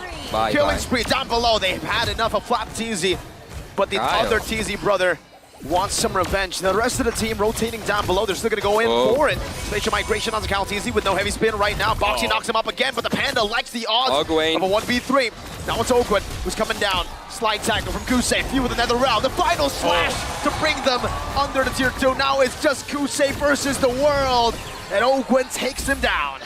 Another good response there from AP Bren, able to read the map, read the play. They make their own punishing maneuver, and now all this, once again, eyes set on the mid lane. Gonna put the pressure where they can, so see you soon. They've got some fight still in them. They have to be able to choose some of these battles a little bit better as they approach into these objectives. This is what AP Bren wants to do, cause some chaos, cause some havoc here. Because now they put the pressure into the jungle. Well, Super Marco here adding up some physical damage. I know, like, speed attack to his emblem. Having this Demon Hunter sword and also melting down these tanky heroes is actually something that I wouldn't have imagined to be happening in 9 minutes of time. AB Bren, look at the damage dealt here. I wouldn't actually think that it was few, but apparently he is up there in the charts. I would have said that Ogwen, even though he is the roamer, he's doing quite a lot of damage. Final slash, Minus Fury onto 3, but it gets deleted before he can even get that down. The Astral Fear is able to dish out some damage toward our memory. Taking Felix low. Calteezy going back to his own purple buff. A good snipe again from Ra, but none of AP Bren's members gets taken out. Nope. They got the eyes here on Calteezy. He's going to go ahead and start up this Lord here. First one in the game. Will wait up. Boxy, just a couple seconds. Will be spawning, so full force. 5 versus 5 if they want to go ahead and dance for this Lord. It will go for a reset. Still got Flap also putting the pressure on the bottom side. This is what we expect when he has this kind of lead. Put pressure on these side lanes. See you soon might have to manage it, might have to respond to it, but right now it looks like they're just looking for a setup of their own against AP Bren here. Yeah. As they get in position. Once again, AP Bren having this small lead can work around this, but the shots from Ra, who has not died yet, they gotta respect that damage. Minus Fury. Ogwen flickers out the safety. Calteezy gonna be knocked up by both the Lord and the minion. And now it's Flapteasy who goes in all alone, gets punished for it. Kusei. It's the same for him, but he's still going to be able to lifesteal back with the purple buff in his own jungle. AP Bren down 1 member. Well, Team See You Soon, I have to give it to them. They are really good in team fights, but macro-wise, Team AB Bren are just dealing a lot of losses to the side of Team See You Soon when it comes to the turrets, because on the side lane, they are just losing right now. Boxy brought back to the team right now with insane execution by Super Marco. MP with the spatial migration onto the bush right now, as that's going to be a full-on fight from AP Bren going in, but Ogwen, he steps out of another round toward our memory from Super Marco! Whoa. The fadeaway. Super Marco gets the kill with some finesse. And now with that, 2 down for See You Soon. It's only Oakland gone for AP Bren. This is a position for AP Bren to secure this Lord here as they make their way to secure it and then get these turrets, work with the space. See You Soon. Not much they can do here.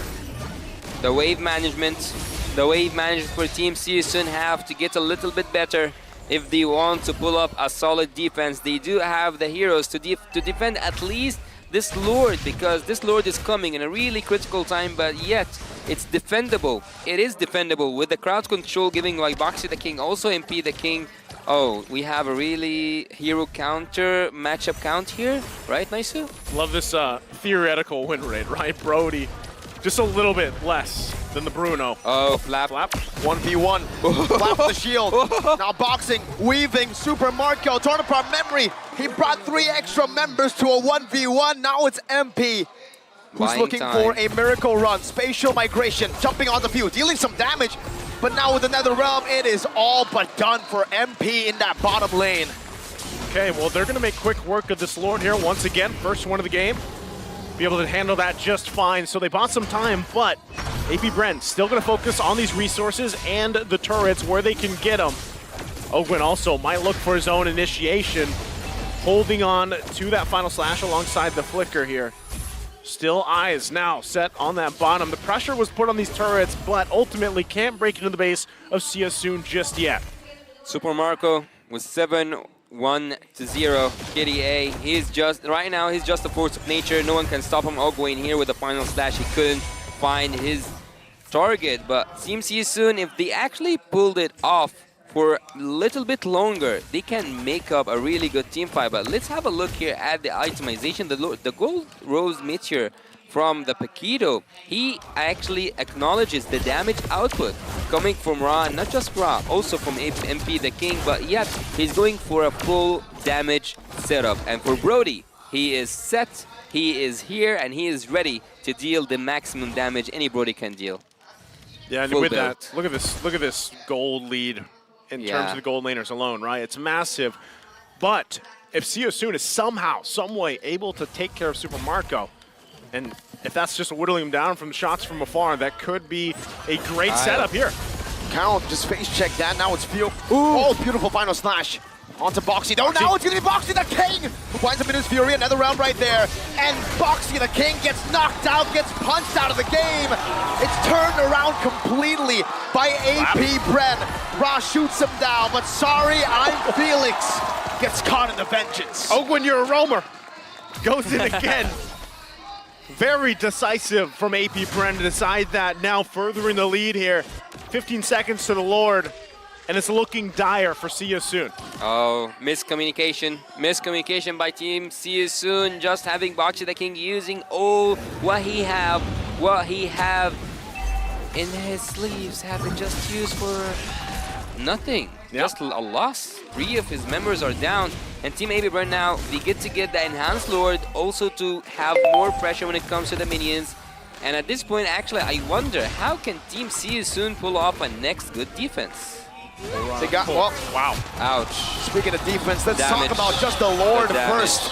They're not even able to walk up. Super Marco with another double. 1-1-1-1. 11-1-1. That's why he's the #1 goal laner right now. I can hear him right now, man. Whoa. Ah. Whoa. Whoa. 11-1-1. Whoa. Right now, still. Oh, pressure. Flap. What? Left, right, good night. The footballer losing to the boxer, not surprising technically if you know. Yeah. But Think about it. think about it. Well, right now, they got to deal with this Lord. Bottom side, going to be focusing down there. See You Soon. Boxy's going to be up. MP the King's now up. Oh no. Gotta go say. Das. That's the sound effect. Yeah. For those wondering. You know, some people watch without sound, by the way. Absolutely. A lot of people do, actually. A lot of people play without the sound. And Yeah. now final slash. Oh. Felix not able to get this placed all the way. Calteezy doesn't even need the mini waves to help Super Marco get that turret in the Sorry, mid lane. As Felix. that's the Lord walking back and forth. AP Brent looking for the end right here in the 16th minute of the game. Super Marco positioning in the back. Astral Echo revealing all 4 members. Only few not revealed. Final slash. Bringing Boxy back. The immortality gets popped in his life as well. Felix, chunk down. Topside wave, clearing out the Lord, or the base rather. Okay, base gonna be fully exposed here. Couple more waves pushing in. Are they actually gonna push this one in? Conceal gonna be used, but now the waves making their way here. Sorry, I'm Felix getting popped down. That's a killing spree and a final slash. MP the King, one last desperate requiem. But it's AP Bren in the EVM Convention Center in front of the home crowd, performing and getting a dominant victory. The bees are buzzing for AP Bren as they cap out the series 3-1 against Cambodia. See you soon. A wise man would say, after a win like that, Whoa, Whoa, whoa, whoa. whoa. Definitely have an idea who the game MVP is probably gonna be. Hey. I know that guy. I know that guy. I know that. Who's that? I know, You know that guy. That's a good jacket there. Is that Mara? Well, you know, once again, there's Mara, by the way. But again, congratulations there to AP Bren. And see you soon. They can hold their head high. First one to give AP Bren a loss here and then in the series, of course.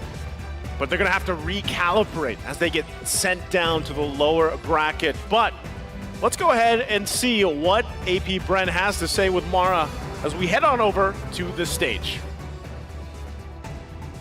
Congratulations to AP Bren! All right, everybody, let me hear you say this. Bren lang? That's absolutely right. Congratulations to AP Bren. Phew, greatest 10 player in the world. Congratulations also. We were shocked, we were surprised with the Odette pick. Actually, some of the casters were questioning in the beginning, why Odette? But you guys made it work. Whose call was that? And why did you think to make Odette come just today? Nirequest ni Coach Bren na na gamitin si Odette eh. Matagal na niyang gustong ipagamit yan eh. Tapos ayun, pinagbigyan ko lang. So Coach Bren requested for a few to use Odette, and he's been asking for this for a long time. So finally, a few said, all right, I'll give it to you. But what is it about Odette that you saw that would make things work? Sobrang sakit kasi niya eh. Tapos parang dalawang item lang kailangan, pwede na lumaban. Ganun. Naganap lang kami pang early damage. For early damage. Because Odette is masakit. Odette, hurts? Hurts a lot? Okay. Now, how was that experience like in terms of you knew a lot of people would doubt that pick, but you got to prove that it worked on the world stage. How did you like that performance? And will we see that again? Possible naman na mapick ulit namin siya. Tapos, ayun, sobrang nakakatawa na napagana namin siya kasi pinapractice din talaga namin siya eh. Tapos, pagdating na tournament, nagamit namin ng maayos. So you've been practicing it for a long time, and he's really happy that he's able to make it work. He's been using it a lot in his other games, and he's glad that he's able to make it work here in the world stage. Now, up next, it'll be Geek Fam versus Burmese Ghouls. And if you were to choose, actually, who can answer this? If you were to choose who you would want to go up against, who would that be? We're hoping for Geek Fam. Geek Fam, Ogwen, Geek Fam. Bakit Geek Fam? Baloy and Marky, gusto namin sila makapasok. Si Baloy tsaka si Marky gusto namin Baloy and makapasok. Marky, you want to be able to face Baloy and Marky. Is there something that you want to say to Geek Fam right now? Hamunin mo! Good luck sa inyo. Lalo na yung jungle ni Marky, inaabangan namin yun. Oh, good luck! Especially the jungle Marky. He's waiting for you. But you know, there's also a chance that you get to meet Burmese Ghouls. You already got to face them. If you were to face Burmese Ghouls again, do you think that it would be a little bit harder, or the fate would just be just the same? Tingin ko medyo macha-challenge kami kasi medyo malakas din talaga yung Burmese Ghoul nung nakatapat namin sa group stage. He thinks they'll be challenged because Burmese Ghouls was really strong when they were able to face him in the group stage. So you don't think it'll be the same outcome this time? Yes. Okay. Maybe we have just a harder time. Yes, harder time. Just a harder time. Flap? Yung hawi ni Kaito. Okay. There's a special request in here. Okay, so wait, that's okay. We can I can stay away. I can go like this. So yesterday, they were saying that I made Kyrie sweep his hair, comb his hair with his hand, and all the ladies went wild. So now Flap TZ. So now, Few comes up to me and says, Ate Mara, Flap wants to do this because you made Kyrie do this. So okay, I'll give Flap TZ a chance to do this, okay? You can take off your mask, that's okay. I'll step here. Okay, you can actually turn around first. Flap, turn around first and pretend when you go around that you're gonna see your crush, the most beautiful woman in the world. Let's see how you're going to look at her in 3, 2, 1. Dun, dun, dun, dun, dun, dun, dun. I think a lot more ladies cheered today for Flap TZ. Once again, what do you want to say to the fans? Sige nga, Flap, what do you want to say to the fans? Message to the fans. Thank you po sa pag-support sa amin. Sana supportahan nyo kami hanggang finals. Thank you to everyone who supported, and he hopes that you support them all the way to the finals. All right, everybody, once again, Bren Long. Congratulations to AP Bren. They move on to the upper bracket semifinals. We're gonna break it down for you, and we're gonna go back to our casters. Pasok.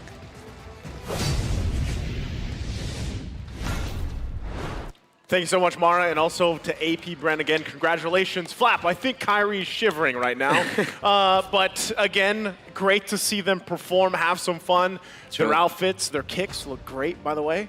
And They got that drip. They got that drip, right? Now, this game, this series, it was very, very in favor of AP Bren. And you heard them, too. They would love to actually see them go against, was it Geek Fam? Geek Fam. Ahead of them. Geek Fam. So very interesting words too that we heard there, cheering on their fellow Filipinos, and we'll see how that all kind of plays a part because that matchup's later, right? We have to see really where that happens because they even talked about Burmese Ghouls a little bit. So real quick, MVP of that last game there is going to be none other than Super Marco, like we expected.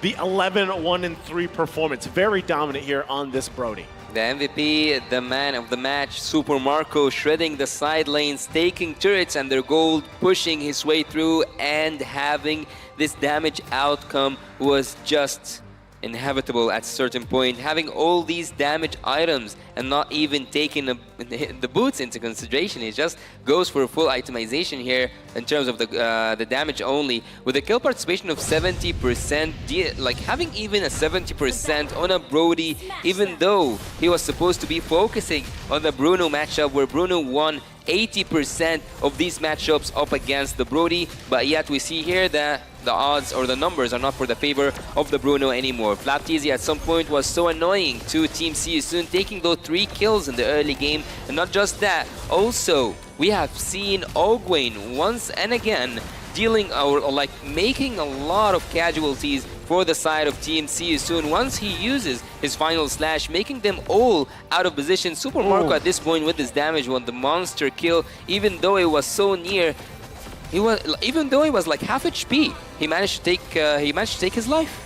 Yeah, even looking at the positioning here, right? A lot of the time, Super Marcos was working with the distance that they had, but eventually, you know, the damage is insane from this Brody pick, and it really makes sense why they went with this kind of draft here, building around that. Very tanky front line, ability to peel if he needs it, ability to pop the Nether Realm for a lot of these situations. And, you know, that just kind of all fell into place here, allowing AP Bren to be very dominant, to be very strong and confident in a lot of these approaches here, and why it worked so well. And, you know, again, looking back at Super Marco's performance on that Brody, who statistically, yes, has not done very well against the Bruno, but this time, the tables were turned. Yeah, and I'll tell you with full confidence that at this final moment for Team AB Bren, they didn't go in for the finish. They wanted to have a wiped out at some point because they wanted to finish, and they wanted to finish clean. So let's look here at the statistics given to us: 20-8 when it comes to the kills. Also the goal lead, 11 almost, or like 12 goal lead, and 12k goal lead. And we have seen such thing for the games where AB Bren were on the winning side. But here we can see that Kosei at this point, or at this match, wasn't served or like wasn't helped as much as the game they won. So looking at that, he was trapped in this gold lane. He couldn't move an inch, and at some points I told you guys he was so zoned by Super Marco and his damage and also his teammates. Yeah, and even looking at this again, Flap TZ starting a lot of that momentum early on, building into, you know, where this kind of all fell into place for AP Bren here. The disparity when we looked at that, the gold, the items alone, was a big reason why AP Bren was able to take a lot of those early fights, those mid-game fights, and lead into this. Even when you look across from this, right, Boxy the King being that sandbag for the team here, it just, unfortunately, the Minotaur, although we saw it banned out constantly, it wasn't enough to deal with this kind of lineup from AP Bren that was thrown at them. And if we take a look at the entire damage dealt, despite the fact that Super Marco had such a big lead in the game, take a look at that damage dealt, right? Kusei wasn't actually too far behind. And now it's just the question of why the Bruno has such a massive win rate compared to the Brody so far M5, when realistically we saw the rates, it was 50, we saw the 49. theoretical, The theoretical one, it's a bit closer, and we definitely got to see that a bit more here. How does the Brody win against the Bruno? Snowball, bro. If the Brody gets a snowball from the start, if the Bruno can't get the win of nature in time, bye-bye. Bye-bye. It works like that, right? Again, things just fell into place so well for the lineups that AP Bren drafted. And I loved, too, hearing from the interview, you know, why the Odette? Because they wanted to play it, right? And eventually they're just like, hey, Coach was like, all right, go for it. You know, make it work, and they did. So that really leaves the question, like, what else do the players of AP Bren want to play eventually and pull out, right? Kimmy, please.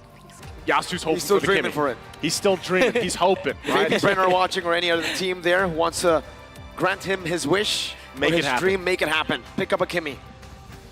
Would you know, how would you feel if it actually got brought up? I will actually cry. What if you're casting that game? You will cry during the cast. Yeah. Well, it could work, right? But again, we can only dream so much. But all of you watching at home, and maybe even here at EVEM, the M5 Pass is live. So finish all the activity tasks to reach a level 75 for free. The M5 exclusive Yuzhong skin, the Dragon Shade, and the Yuzhong Cosmic Dragon, the Yuzhong figurine, and more await for you guys. Again, this is an amazing figurine. Finish that pass, that M5 pass. You only have so much time left. So thank you guys once again so much. We have to thank our sponsors as we wrap up this series of the day.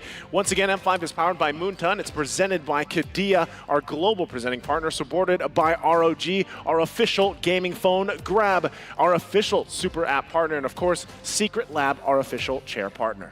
Up next, Indonesia's Geek Fam and Myanmar's Burmese Ghouls will kick off their knockouts campaign. You definitely don't want to miss the action of what this matchup has in store for us.